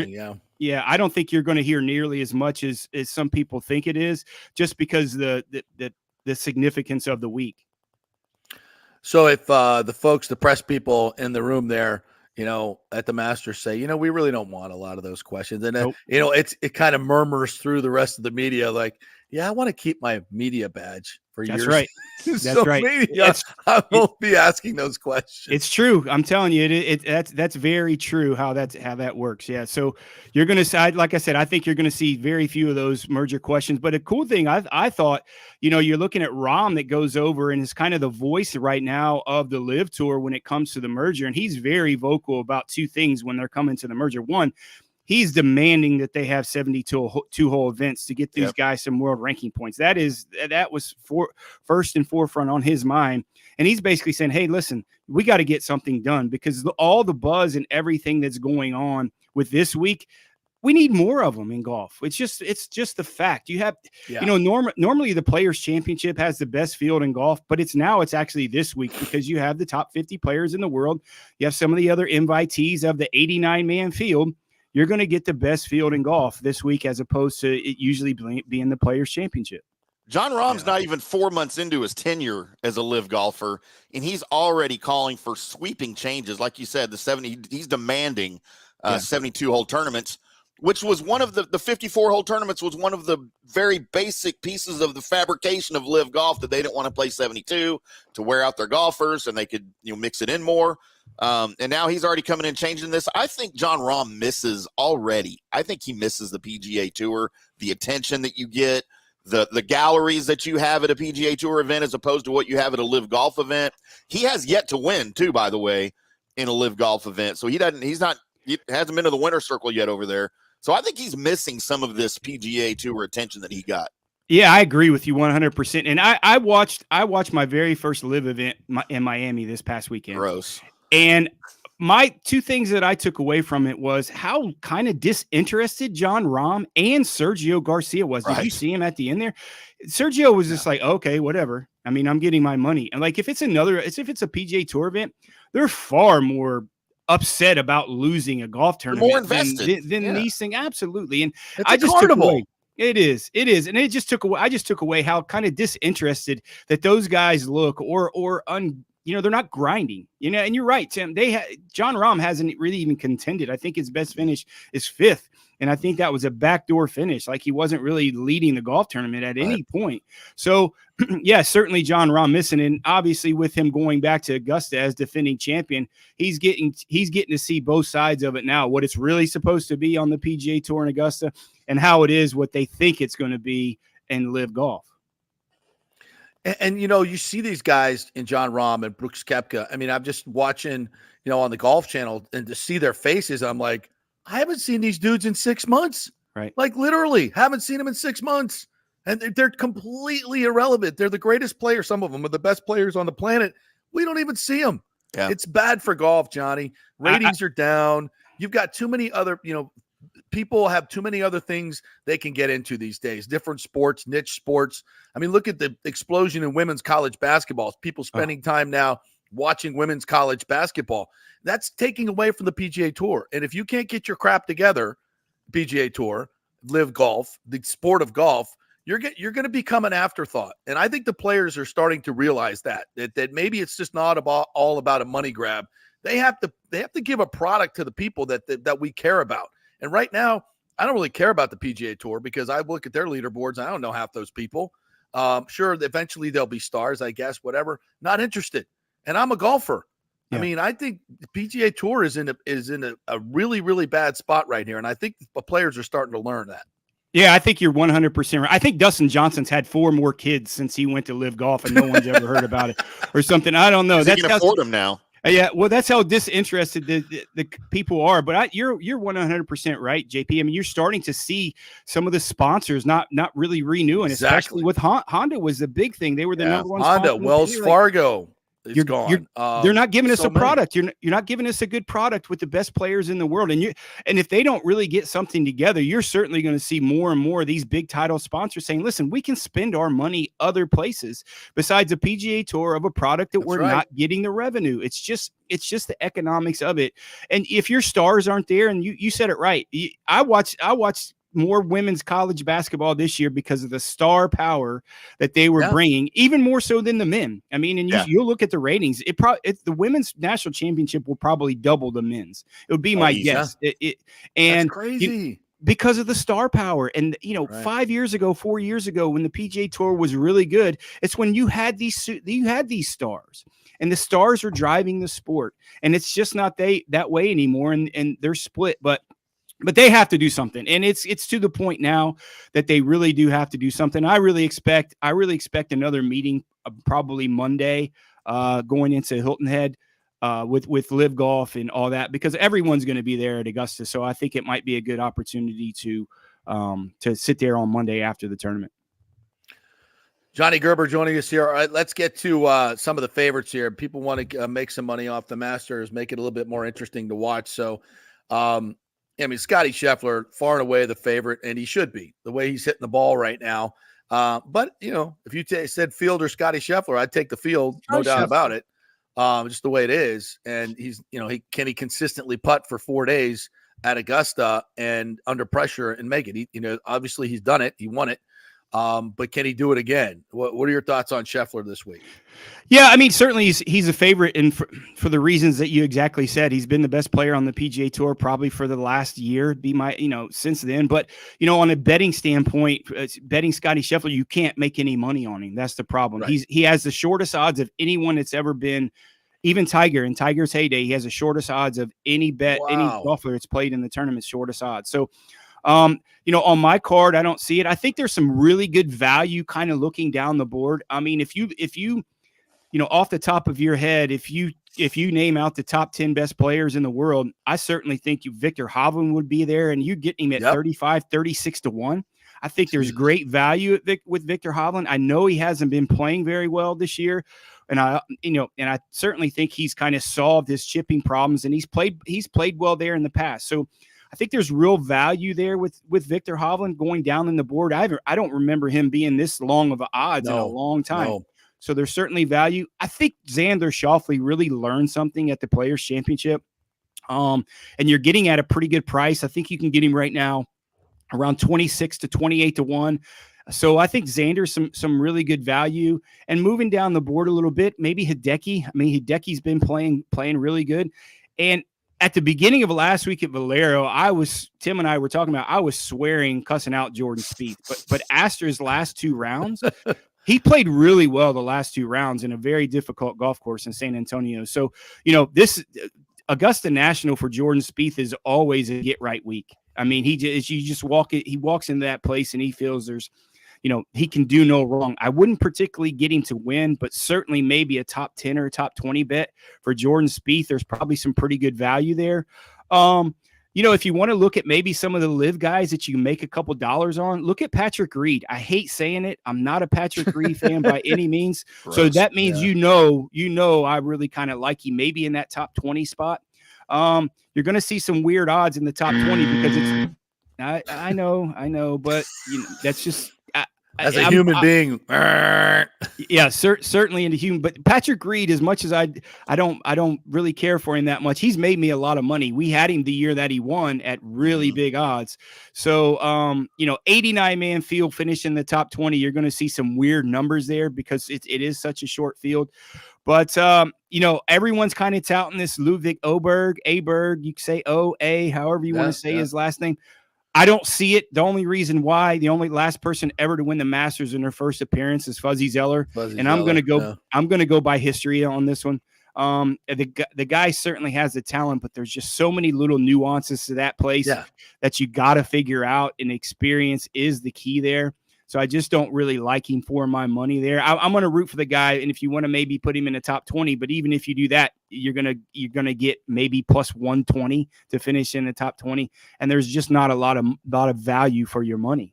So I'm going to throw another name out at you, Johnny. We're talking about guys in their first Masters, and by the way, we'll give our actual picks and odds and best bets on tomorrow's From the Rough right here on FanStream Sports at 5:00 Central Time on all of our channels and social media outlets. But as you mentioned, Fuzzy Zeller, 1979, the last guy to win the Masters in his first attempt. You just mentioned Oberg. I'm going to throw another name at you that fits in that same category, and I think he's got a really good chance. Wyndham Clark. I want to know what you think about Wyndham Clark. We'll talk about him more tomorrow too, for sure. Yeah, I mean, Wyndham certainly has the game for the place. If he can kind of stay out of his own way, if you've watched him over the last 3 or 4 weeks, he's kind of been doing a Jordan Spieth, right? He's just been talking too much. And when tour guys talk that way, they're frustrated or they're tired in their game, and there's something there that I need to see a little bit more. But certainly he has the length, and they're going to play this golf course. The weather's going to be pretty good, and that's some of the thing. He has the length, and if you want to break down some of these guys, maybe the top 15 guys, 15% of the guys, the key thing is the length. It's going to play 7,600 yards, and it's a long carries getting on some of these top of these hills there in Augusta. So length is certainly one of the factors that we will put in our card when we put out our picks tomorrow. But Wyndham Clark's not a bad pick. I just don't like his mannerisms and how he's kind of been playing the last 3 or 4 weeks. And like I said, when tour guys start talking to themselves, with the exception of Jordan Spieth, because he does it all the time, then there's something's going on in their brain that they're not real secure about. Johnny Gerber joining us here, talking some Masters, our PGA Pro. Tiger is always going to be mentioned. I mean, from just a pure playing standpoint, the guy really can't even finish 72 holes. It's ridiculously hard for him. We love to see him out there, but just don't think he's going to be a factor. Is there any magic left in Tiger Woods in your mind? We'll see. I mean, it's curious to see how it is today. He was in the Players Championship, and the Players Championship is probably the easiest golf course to walk on the PGA Tour, and he didn't play that. So maybe it's the rest factor. We'll see. I never really want to count Tiger out there at Augusta. I just don't, because he knows the place so well. I don't know if there's any added pressure, going for the consecutive cut streak for him. I think that's kind of out. He'll be asked a couple questions, but I certainly don't think it's in his mind. But I do think he will make the cut if he can stay healthy and play, 36 holes. I do think he will make the cut at Augusta. But here's a little thing that's interesting. JT's got a new caddy this week, Matt Minister. Sometimes for these tour guys, when they have a different voice, they have a different way of looking at it. I wouldn't count JT out. If you look at his value, he's going to have great value. I know he hasn't played very well, but he fits the mold for that place. He's hitting it high, and he can miss it around there a little bit more than most golf courses because it's a little bigger ballpark for these guys. So I think maybe a little bit of a different attitude, a little different voice with a new caddy and Matt Minister on his bag. I look for JT maybe to play well too. And they're playing together today, Tiger in a practice round, him and Freddie. And JT. So look for that. But for Tiger, I certainly think he can make the cut, but I don't really see him contending, maybe finish in the top 10. Now, last question. Are there any nuances to the course this year? I know they changed the tee at 2 to make it, I guess you got to hook it a little bit more around the corner. Any other nuances that might affect the game? Not really. I think 2's the biggest one. I mean, they're buying land there all the time to move some tee boxes back just for the link factor. That's just what they do. So there might be some little subtle changes that you'll see. They'll move some angles and some tees, like you said, 2. That's great. They're going to make them turn it around the tree a little bit more. But I don't think there's any dramatic things that they're really going to do. I heard they might move a couple tees up to give them to for whatever reason, move the tees up a little bit on a couple holes and change some things up to maybe give them a little different look that they haven't seen before. But like I said, two is really the only dramatic thing that they're going to have to shape the ball a little bit more, I think. What is it? Is it 3 that they can, if they move the tees up, they could drive the green? Yeah, 3. Yeah. So we've 3. seen, and that's kind of been, a staple now to the PGA Tour. They want to have these guys try to drive the green at least on one hole. We've seen a little bit more of that, which I like. It throws a little bit of something into the game. The fans love it too. I mean, it's a good look. Yeah, absolutely. I mean, Tim, it's still a driver and a 3-iron for you, for the tour guys. They all are, man. They got a chance to drive the green. Yes, there's par 3s out there that are a driver and a 4-iron for me, and I still can't. What I love about 3 is it sits up. The green sits up there. So if you miss it short, you got this 40-yard wedge, right, in a hollow that you have to stop up on top of that slick bowl. It's an almost impossible shot, right? Yeah, if you're going to go for it, and that little 40-yard shot, with not having a full shot, you can't really spin it nearly as well as a full golf shot. So that's certainly, those guys would, if they don't think they're going to go for it or can actually get it on or maybe pass the green, they'll lay back so they can get a fuller shot into that green so they can spin it better. So that little 40-yard shot, I mean, you'll see some guys, if they're in that, you won't be surprised. You'll be surprised how many guys will kind of chunk it or leave it short. The throw-up zone. On that hole. Yeah, for sure. Well, I cannot wait. Now, you're going to put out some matchups as the week goes on. How can folks get those as well? Because that's your bread and butter. Yeah, we're doing great on matchups. We're 23-6-2 in matchups this year.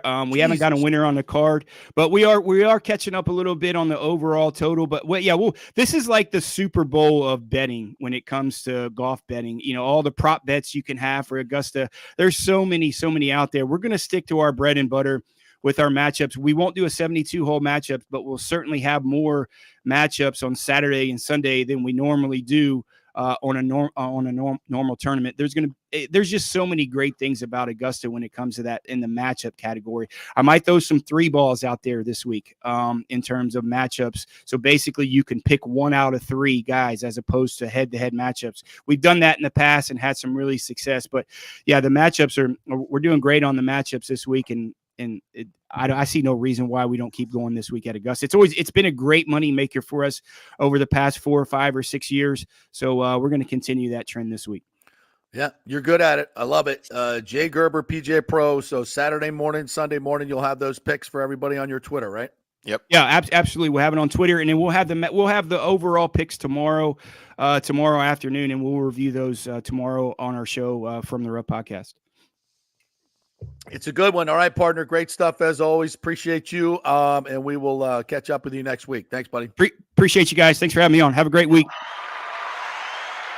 Cannot wait to start watching the Masters this week and watching the coverage on Golf Channel right now, seeing the guys out there. Watching the ladies amateur was fantastic with Lottie Wood. I am such a fan of that ladies amateur, man. Yeah. I almost enjoy that as much. I wish there wasn't now. I wish there wasn't a PGA event opposite it, right? I mean, because I like to watch it so much. Those girls are really, really good. But it's my favorite week for golf. It's the Masters and the PGA Championship, and the Players are my three favorite tournaments every year. And man, this week I am 100% golf. I mean, it's nuts. I forgot I was going to ask Johnny about the Valero Open there. The guy freaking separates his shoulder. What, Bhatia? What was it? Akshay Bhatia. Yeah. Bhatia. Separated his shoulder with a fist pump. And then he has to go in a playoff. Then he had to go to the playoff because I mean, obviously, he gave up the 9-stroke lead and ended up going to a playoff to Denny McCarthy. But he partially separated his shoulder with a fist bump or a fist pump. And there's video of him, before the playoff getting it worked on, and they're trying to pop it back, and it was hurting him the entire time. And but he comes off as the winner in the playoff to avoid a Greg Norman like collapse, in a non-major. But good week for him for sure. We're happy to see him win. He's one of the good guys. All right, partner, quick break. When we come back, Chris Lugo is going to join us in our last half hour. TJ Reeves is going to join us from the Final Four, talk a little bit about that UConn dominance last night. Where's Danny Hurley going? Is he going to Kentucky? Who's going to be Kentucky's next head coach? All that more when we come back here. We're brought to you by Extravaganza Productions, EPI, the best in the business, folks. If you have a big event, a small event, a charity event, business event, and you need some help producing the event, audio, visual, themes, any of that stuff, Extravaganza Productions. They do the big events. They do the small events. They are the best in Tampa Bay. I've worked with them many, many, many times. You can get a free creative meeting with them if you don't know what to do with your event. You just need some ideas. Just go to the website, extravaganzaproductions.com. Contact them through there. Tell them JP sent you. They'll bring you in. You can go through their warehouse, see all their incredible props that they have, all different ideas that'll help your charity event really, really pop. So go to extravaganzaproductions.com and tell them JP sent you. Back in 3. Stay with us.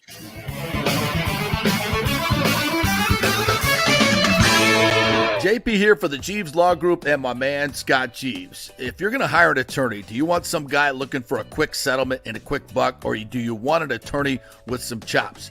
Scott is a board-certified civil trial lawyer and a certified circuit court mediator. Been practicing in the Tampa Bay area for over 30 years. He is a peer-reviewed AV preeminent-rated civil trial lawyer. They just don't hand out those classifications. He's been the lead class action counsel on many complex consumer protection cases and has handled hundreds of serious personal injury cases. He's dedicated his career to protecting injured victims and is committed to vigorously representing you. We're local, we're trusted, and we get results. Personal injury and personal attention. Call for a free case evaluation. That's 888-9-JEEVES. That's 888-9-JEEVES. The Jeeves Law Group. JP here for the Geddes Gordon Real Estate Group and our good friend Jane Geddes. Folks, simply put, there is nobody like Jane. Jane is a former LPGA 2-time major championship winner. She was also vice president of talent relations at WWE. She also has a law degree from Stetson. So if Jane can drain a 10-footer to win the U.S. Open and stare down Hulk Hogan in the boardroom, you want Jane on your real estate team to not only negotiate the best deal, but find you the perfect home or investment property. And when you work with the Geddes Gordon Group, you become part of the real estate family and get concierge services that include expertly staging, marketing, and preparing your home for sale. Advice on golf properties. Hey, you might even get some golf tips. Many of their clients become friends long after the sale or purchase is completed. It's all part of the deal. So if you're looking for that perfect home or investment property or trying to get top dollar for your home, go with Jane Geddes and the Geddes Gordon Group because there's nobody like Jane. Call 813-485-6808 or go to geddesgordon.kw.com. That's GEDDES Gordon.kw.com or call 813-485-6808. Everyone knows Italiano Insurance is your go-to for home insurance, but they also have an amazing team that focuses on business insurance. Yes, your business is most likely your biggest asset, so make sure you have the right coverage at the most competitive price. And if you started a side hustle recently, don't forget you need business insurance, because if you get sued in this over-litigious society we live in, you could lose all your personal wealth. So get that business insurance. And for the best customer service, always choose Italiano. My representative, Charity, is amazing. I called her late on a Friday because my insurance was going to lapse. She stayed late until the job was done. You just don't find that anymore. Give them a call, 813-877-7799. That's 813-877-7799. Italiano Insurance. Let's go. Right now, back to the show on FanStream Sports. All right, welcome back to the JP Peterson Show, brought to you by the great folks at Italiano Insurance. Check them out at 813-877-7799. And we are presented by Hydrate Heroes, our great beverage with benefits right here. And speaking of great health, let's bring in our good friend Chris Lugo from Bay Area Modern Medical Center. What's up, Chris? How are you, my friend? Good morning, guys. How's it going? Well, you were on last week with Tim, so I want to get an update on how that whole thing went. Did you get him straightened out? I know he wants to join the plant-based diet that we're going to do here for a month. So It was a train wreck, wasn't it, Chris? No, don't do plant-based, please, Tim. Don't do that. No? No. Uh-oh. Carnivore. Uh-oh. Go carnivore if you can do something crazy. Well, I like steak. No. Yes. Good. Steak's good. I like steak. Good. Well, Eggs we got and steak. this new plant-based hydration. These are our new presenting sponsors, so don't crush them. I'm sorry. But it's plant-based. No, if the plant-based people want to do it, but carnivores can drink it too. Duh. So, but it's got good stuff in it. It's got elderberry. It's got the alma fruit, the D3, all the stuff you tell me to eat anyway. And what it doesn't have is caffeine, all those stimulants and the sugars and everything else that you'll find in these energy drinks or other hydration drinks. So it's super clean. I'm going to send you the information so Please. you can do an eval on it. I think you'll like it. It's really, really good. I've been drinking it for like 2 weeks now, and it totally makes a difference. Not only on my hydration level, but I just feel better. I have more energy, more everything. So I love it. Is it a protein shake? No, it's a hydration drink. It's Okay. it's a hydration drink. It's a powder. Comes in a powder form in a little shake cup here, and it has all these 8 extra benefits in them, and none of the caffeine or sugar that you'll find in some of these other drinks. I mean, I think Gatorade just came out with something that they're trying to make more similar, but because that's what everybody's looking for now. Not as much sugar and all that stuff. But I don't necessarily trust. I like Gatorade. sugar too. That's the problem. Well, sugar comes from a plant, doesn't it? Sure, I guess. But when you're looking for a hydration drink, this is something we could talk about here. There are things to avoid, right? Like all the sugar that you'll find in Gatorade and some of these others. So yes, University of Florida graduate. Thank you for buying Gatorade, because it just gives back to my alma mater. But no, unless you're an athlete sitting on the bench of an NHL team or MLB or NFL, you don't need Gatorade.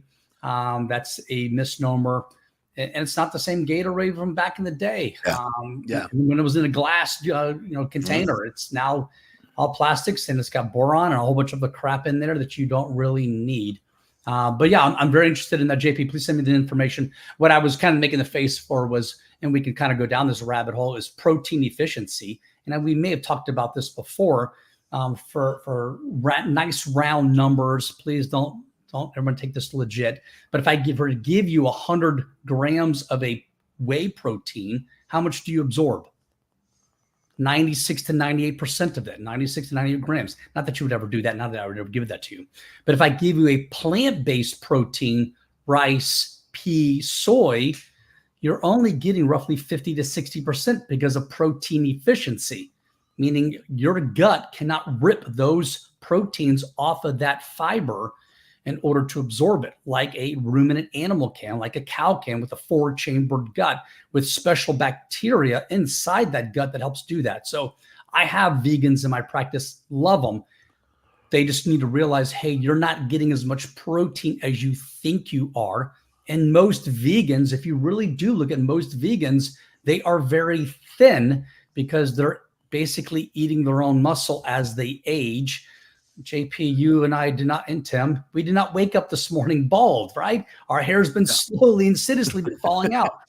They will slowly, insidiously be eating their own muscle to get those amino acids in order to survive, right? So they will get thinner over time because of that reason. I don't know what you're talking about, but look at this head of hair right here. I mean, come on. Look at that thing. That's a lion's mane. I mean, you're no Scott Reynolds. You two bald guys, don't put me in that group just yet there, Lugo. Come Or on. Ryan Reynolds at that matter, too, right? I think JP's as bald as we are. He just hasn't admitted it yet. 100%. Yeah, pretty much. Yeah, pretty much. He needs a razor. That's pretty much it. I'm not going there just yet. I'm not just yet. Come on. So protein efficiency is something that I'm trying to get my kids to eat more protein. What is an easy way to get kids to eat more protein, or somebody who wants to build more muscle to get protein? Are these protein shakes good? Do they absorb what they should? Do they deliver what they say they do? So the clients I just had right before you, we just had this conversation as they were walking out the door. Try to stay away from the prepackaged Muscle Milk, Premier, those guys. The ingredients aren't as clean as you want them to be.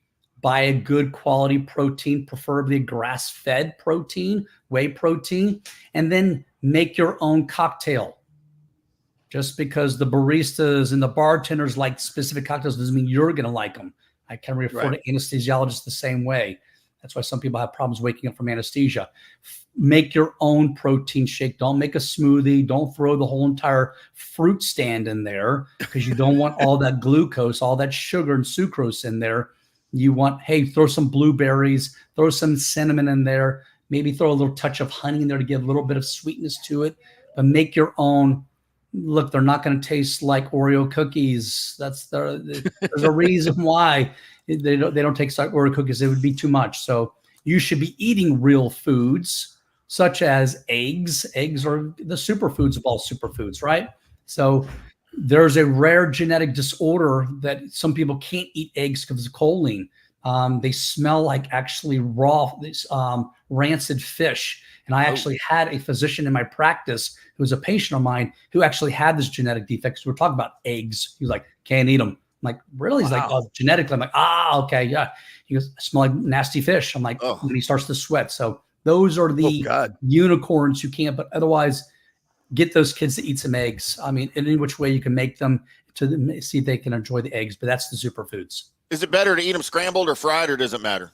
Doesn't matter. Just don't cook them in a whole bunch of seed oils. Cook them in real stuff. Cook them in beef towel, real butter, Kerrygold, real something butter like that. Yeah, Kerrygold is what we use. Yeah. Yeah. So cook them in a decent things. Awesome. You know, and you mentioned like real butter, and I think a lot of people still fall into this low fat, all this other stuff. Give them the spiel on that as well. Yeah, I love the conversation I just had here because she was 68 years old, taught the same things about low-fat diet coming up through the 80s where that came about. So no, it's not about low fat. It's about eating good quality fats. We talk about the avocados. We talk about the coconut oils, the olives, the olive oils. Those are the real things. Staying away from the seed oils. Yes, will I eat a Chick-fil-A sandwich? I'll kill a Chick-fil-A sandwich, but it's not something I'm doing week after week. It's something I'm doing maybe, if that, once every 1 to 2 months. I'm going to give in to my cravings. I'm not going to be this holistic, and that's not me. If I'm in a pinch and I'm going to drill, I'm going to pick up a Chick-fil-A sandwich, probably in Ocala, on the way up to drill. Something quick and easy for me to eat. You've got to be a 4x4 every now and then. You can't be a supercar. Yeah. Love Chick-fil-A. All right, Chris, tell all the folks how they can come to your practice and get all this great information. Yeah, give me a call, 844-789-2266, which is BAM. Having some issues with the website right now. We got we're doing some updates to it. So give me bear with me on the website, BAMMC.com. I got people go, hey, what's wrong with your website? Doing some updates, so bear with me for the next few days with that one. But if not, call the practice, 844-789-2266. You can just Google it and get the number there. Google it, get the number. Write it down. All right. Thanks, Chris. Appreciate it, brother. All right, guys. Thanks. Take care. Thanks, Chris. All right, TJ is going to join us here, so we'll take a quick break, and when we come back, we'll talk some Final Four with a man who was there all week, calling some basketball games, doing some hobnobbing around Phoenix, so we'll chat with TJ Reeves when we come back. Stay with us. JP here for my friends at your local Synovus Bank, and I do mean friends, and I do mean local. One of the local managers in Tampa is John Acosta, big fan of the show, and I've known him for over 40 years. He's been in local banking since 1983. You talk about developing relationships. You don't stick around for that long unless you're doing things the right way and have a great reputation. And that's the focus company-wide at Synovus. Big enough to handle any complex international transaction, but small enough to answer the phone when you have an urgent question about your business or personal account. And for personal accounts, they have a very easy app that works great. You can do everything online. And for large or small businesses, you will get that personal touch and services to help build your business, taking your dreams and aspirations from the whiteboard to reality. We can make that happen. Let us show you how. For a get-acquainted meeting to open a business or personal account, just call John or go to synovus.com to find out where your local branch is.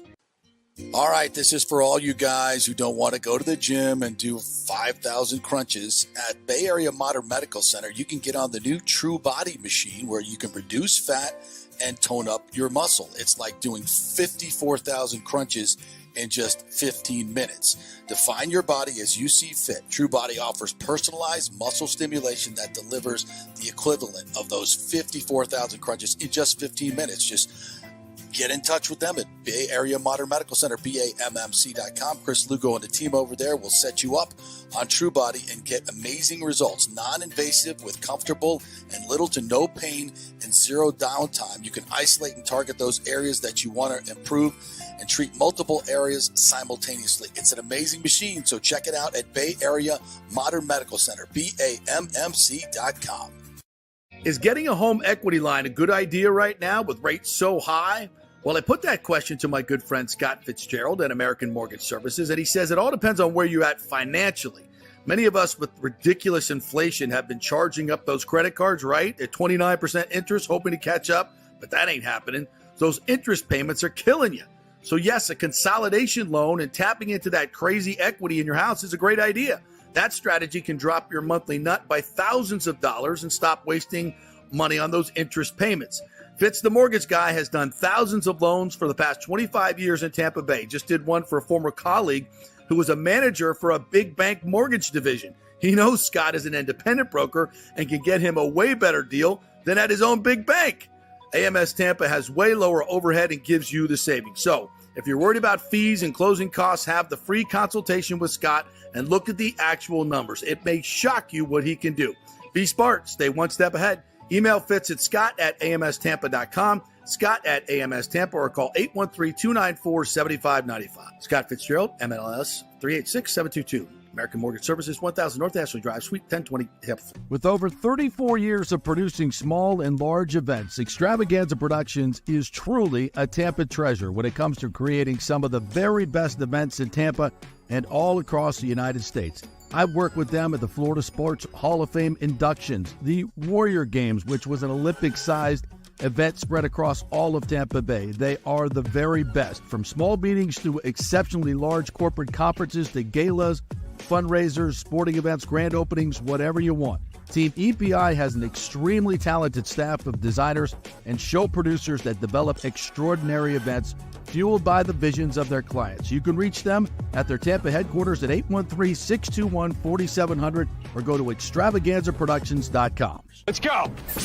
Right now, back to the show on FanStream Sports. All right, welcome back to the JP Peterson Show, brought to you by the great folks at Hydrate Heroes. Just poured a new mix in my mixer cup here, getting hydrated, staying hydrated. So thanks to our great folks at Hydrate Heroes, our presenting sponsor. All right, let's welcome in our good friend TJ Reeves from the great Glendale, Arizona, where you're still hanging out for the Final Four. How was it last night, partner? I need some of that Hydrate Heroes because I got Hotel Orange Juice right now working, trying on about 2.5 hours sleep. Great to be with you. Thanks. This just into the newsroom. UConn's pretty good. Amazing what we have seen these last 2 years. I mean, you can talk about domination. I don't know that does it justice, JP. They just won a second straight national title where nobody came within 13 points in any of the games. That's never happened before, including again last night. I mean, from any different angle, John Wooden's UCLA, Mike Krzyzewski's Duke, I mean, on and on. I know Billy Donovan and the Gators did this in 06 and 07. I know that's the Empire. You don't want to talk about the Empire. Yeah. But they had the same players, but they had close calls. They almost lost a couple of the games in those tournaments. Right. This team, I didn't go to UConn. I'm not on their PR staff, their SID staff. This is arguably as indestructible a 2-year run as you can point to when nobody came close to beating them last March or this March, my friend.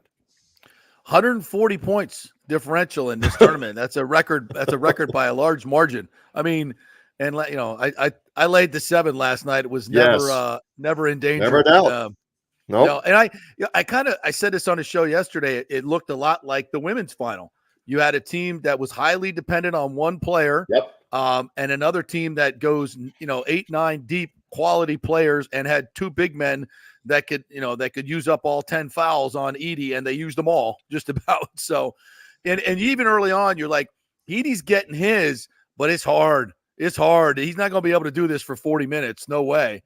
And in the end, it was just too much UConn. Just like too much South Carolina. You bring up the great point. Their attitude was almost like, let him get his. As long as nobody else gets rolling, as long as they don't make 3-pointers. They had only made 1 3-pointer going in. They only made 1 3-pointer for the game. They made 1 3-pointer all the way down the stretch of the second half into the final minutes.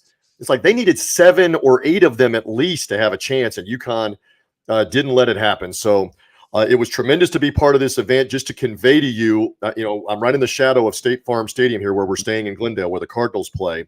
And I think half of Northern Indiana was here.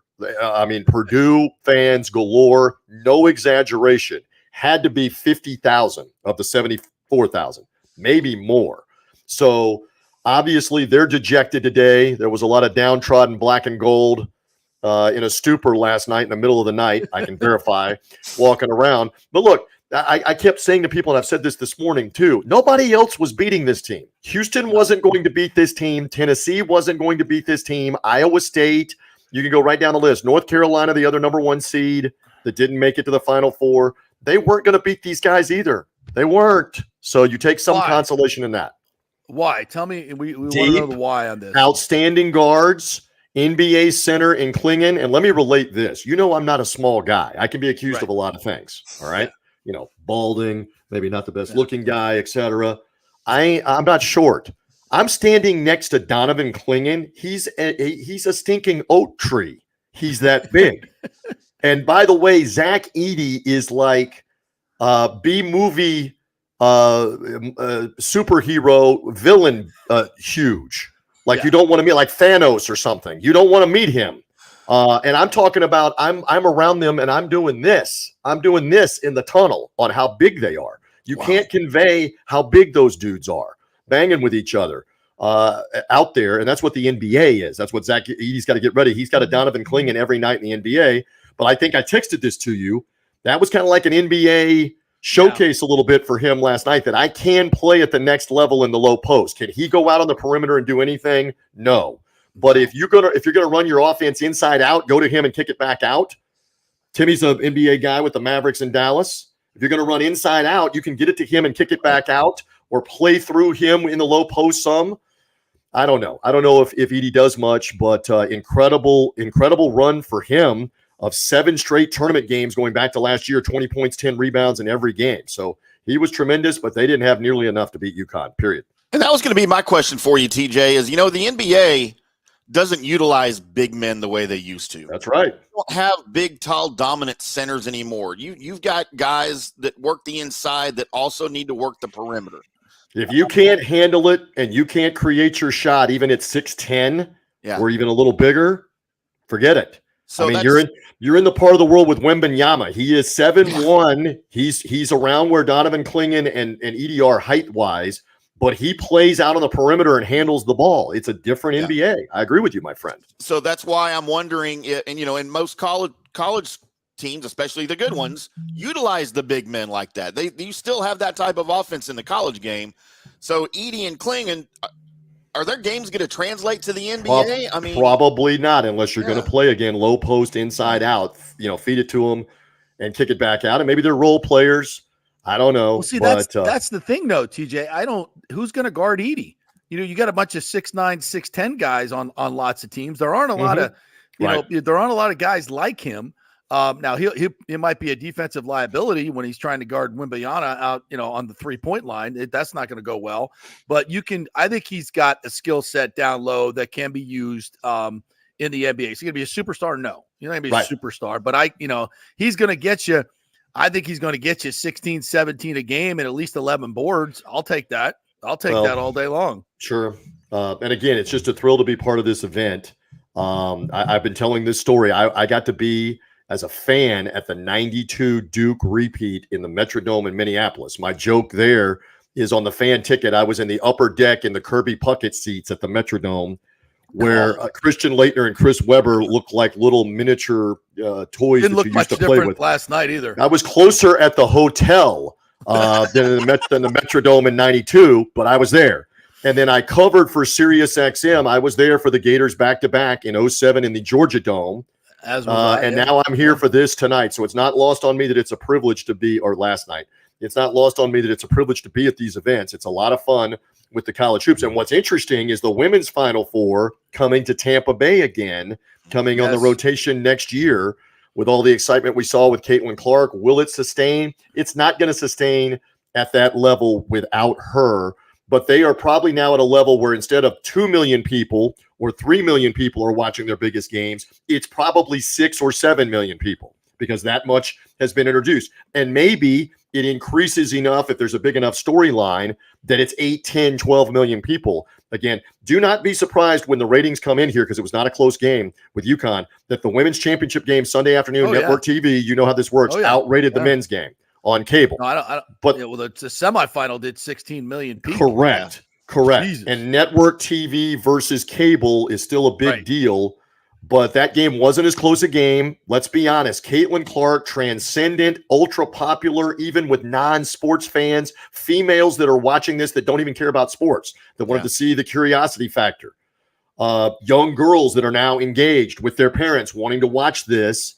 Not going to necessarily be the same next go around for the women's NCAA, but it is interesting that it will come back around to Tampa Bay where it's been several times. So yes, these events now that this weekend, they have locked up this weekend for the foreseeable future. Friday night, Sunday women's, men's Saturday and Monday. It's good to be the NCAA, and what a great time of year with the Masters coming this week, which I know you're a big golf guy talking that. NFL draft coming, baseball underway. There's a ton. There's no doubt. There's a ton. It's a good time to be a sports fan for sure. Yeah. Timmy, you had some thoughts on Caitlin Clark, right? And I'll run these by TJ as well. Lay it on me, brother. Lay it on me.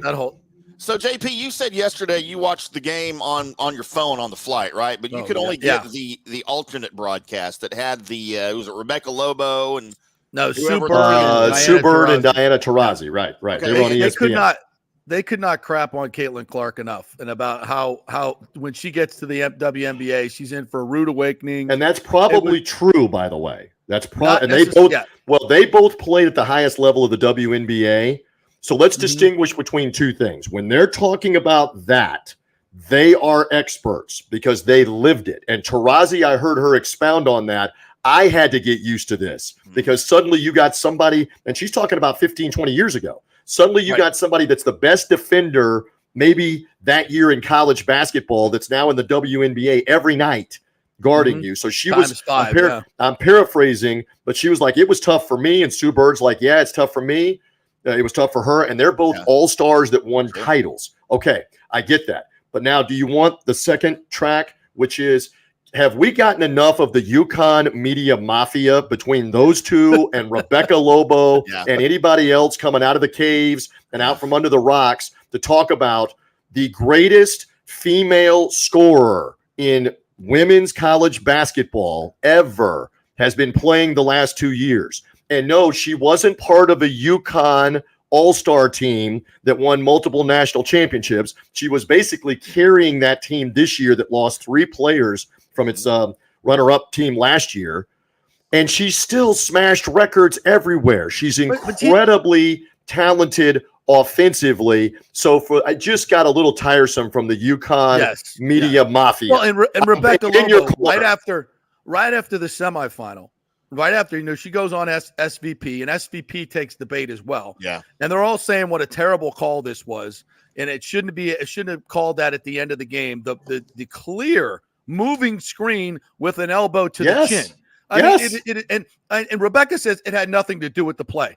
Like, what are you talking about? I saw you tweeting that. I saw you tweeting that. What are you talking about? Again, UConn media mafia. That's all anti-Caitlin Clark bullcrap. But the other thing is, you're expecting the UConn media mafia to concede that Paige Beckers wasn't going to be wide open for the game-winning shot in the Final Four on that screen. Right. Not an insignificant play, and she's going to be wide open to take the winning shot. A courageous call is what it is. But it's a call. So I lean on my father, who may be watching this right now back in Tampa Bay. He may be bored immensely, and he's like, okay, what's my son doing? Okay, he's on with JP.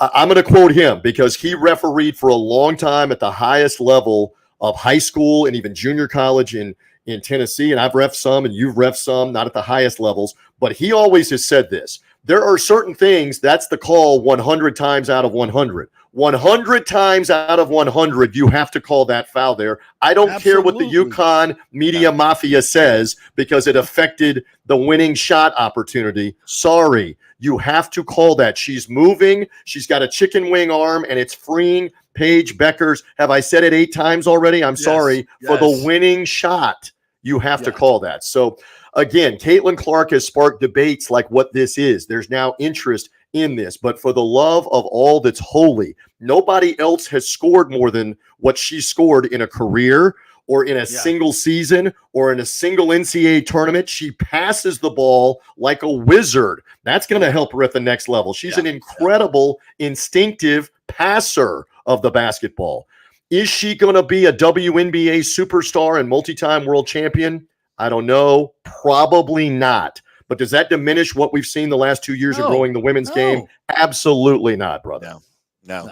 And good for her. Good for her. I watched more women's college basketball this season than I've ever watched in my life that I ever thought I would watch. And you're not alone. You're not alone. By the hundreds and thousands and by the millions, there are plenty that watched multiple games, maybe even beginning to end, involving her. UConn is crying in their figurative beer because she has been a cash cow right now for that program in terms of donation, ticket sales. I mean, they have had a staggering run of sellouts and huge revenue from it being there. So it's helped the whole thing. And we've just spent 5 or 6 minutes. We just spent 5 or 6 minutes talking about it. It tells you how big a deal it is. Do you think it translates to the WNBA? Because I don't think it does. No. I don't think it does. No, because it's not the same thing, and it's going to be this summer. And it's not the NCAA tournament. There will be interest around her when she is playing. All right, there will be. But there's not going to be 13 million people watching a key regular season WNBA game. No.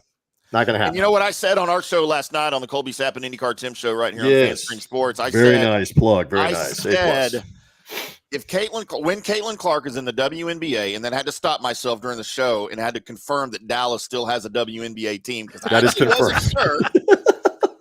If Caitlin Clark comes to not Dallas, but Arlington, where all the Dallas teams plays in Arlington now, dude, I might be inclined to catch a ticket and go watch Caitlin Clark play on the opposing team against our Dallas Wings that I had to confirm.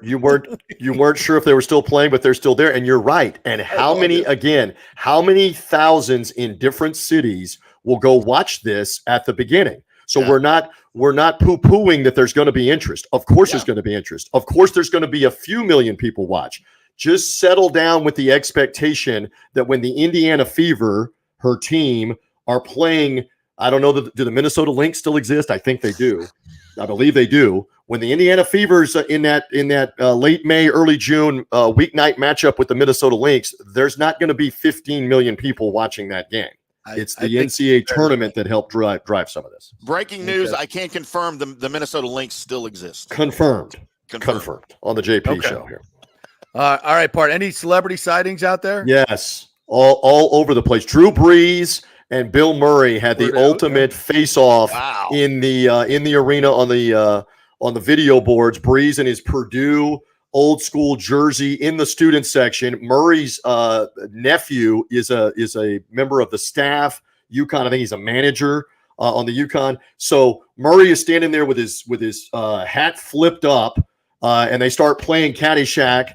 Kenny Loggins, I'm all right. And he lowers down, and Jim Calhoun is sitting there, the iconic UConn coach, and he starts doing this around Calhoun. Then they're showing Drew Brees flexing. So they had a whole video off there in the arena. So those were there in the arena last night. And again, I can't convey to you enough, because I know you got to go. It's a privilege to be at these events. I mean, this is I believe it's the best event in sports, because it's 3 weekends that it captivates America. And at the final weekend, you get 4 teams and 3 games. We love the NFL, but the NFL builds to 1 game with 2 teams. We love, if you love baseball, it builds to 2 teams playing a 7-game series. If you love the NHL, the same thing. The Stanley Cup, it builds to two teams, and you got 7 games. In this case, you got 1 game elimination, 4 team fan bases, and it never disappoints on drama, excitement, storylines. Crazy. So it was great to be here.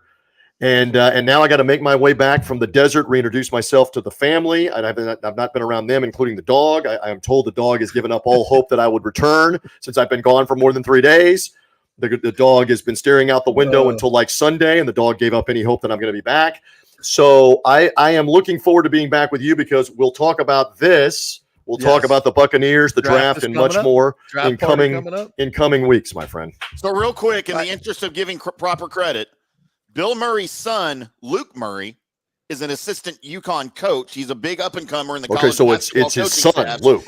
And Luke is the designer of the UConn offense. That is his offense.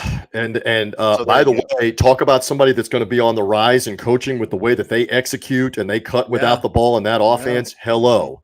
And Bill Murray still has the fastball with the humor and the whole bit. It's hard to believe Caddyshack's 45 years old. God, right. And they just redid Ghostbusters, and that's 40 years old from our collective youth. Yeah. On that note, I raise my orange juice again. I bid you farewell. I'll make my way back to Tampa Bay. You boys behave. Safe travels, my friend. Safe travels. My friend. We'll see you soon. There he goes. All right. Yeah. But speaking of safe travels, so we're going over here a little bit, but I got just real funny. So I'm getting on the jetway. I'm leaving, Denver in the morning, and I see on the news the video of the engine peeling away the sheet metal. Do you see that on the Southwest? Southwest flight out of Denver. The video of someone just watching the sheet metal on the engine just absolutely evaporate. And then turn around, come back, everybody's fine. So Ashley sends me this story, and she knows I'm about to board a Southwest flight out of Denver. Sends me the video. Like, I haven't seen it yet, right? I'm like, what are you doing? Like, what are you doing? You don't send that to somebody as getting on a plane. Yeah. That's her sense of humor. So gotta love it. Like, funny.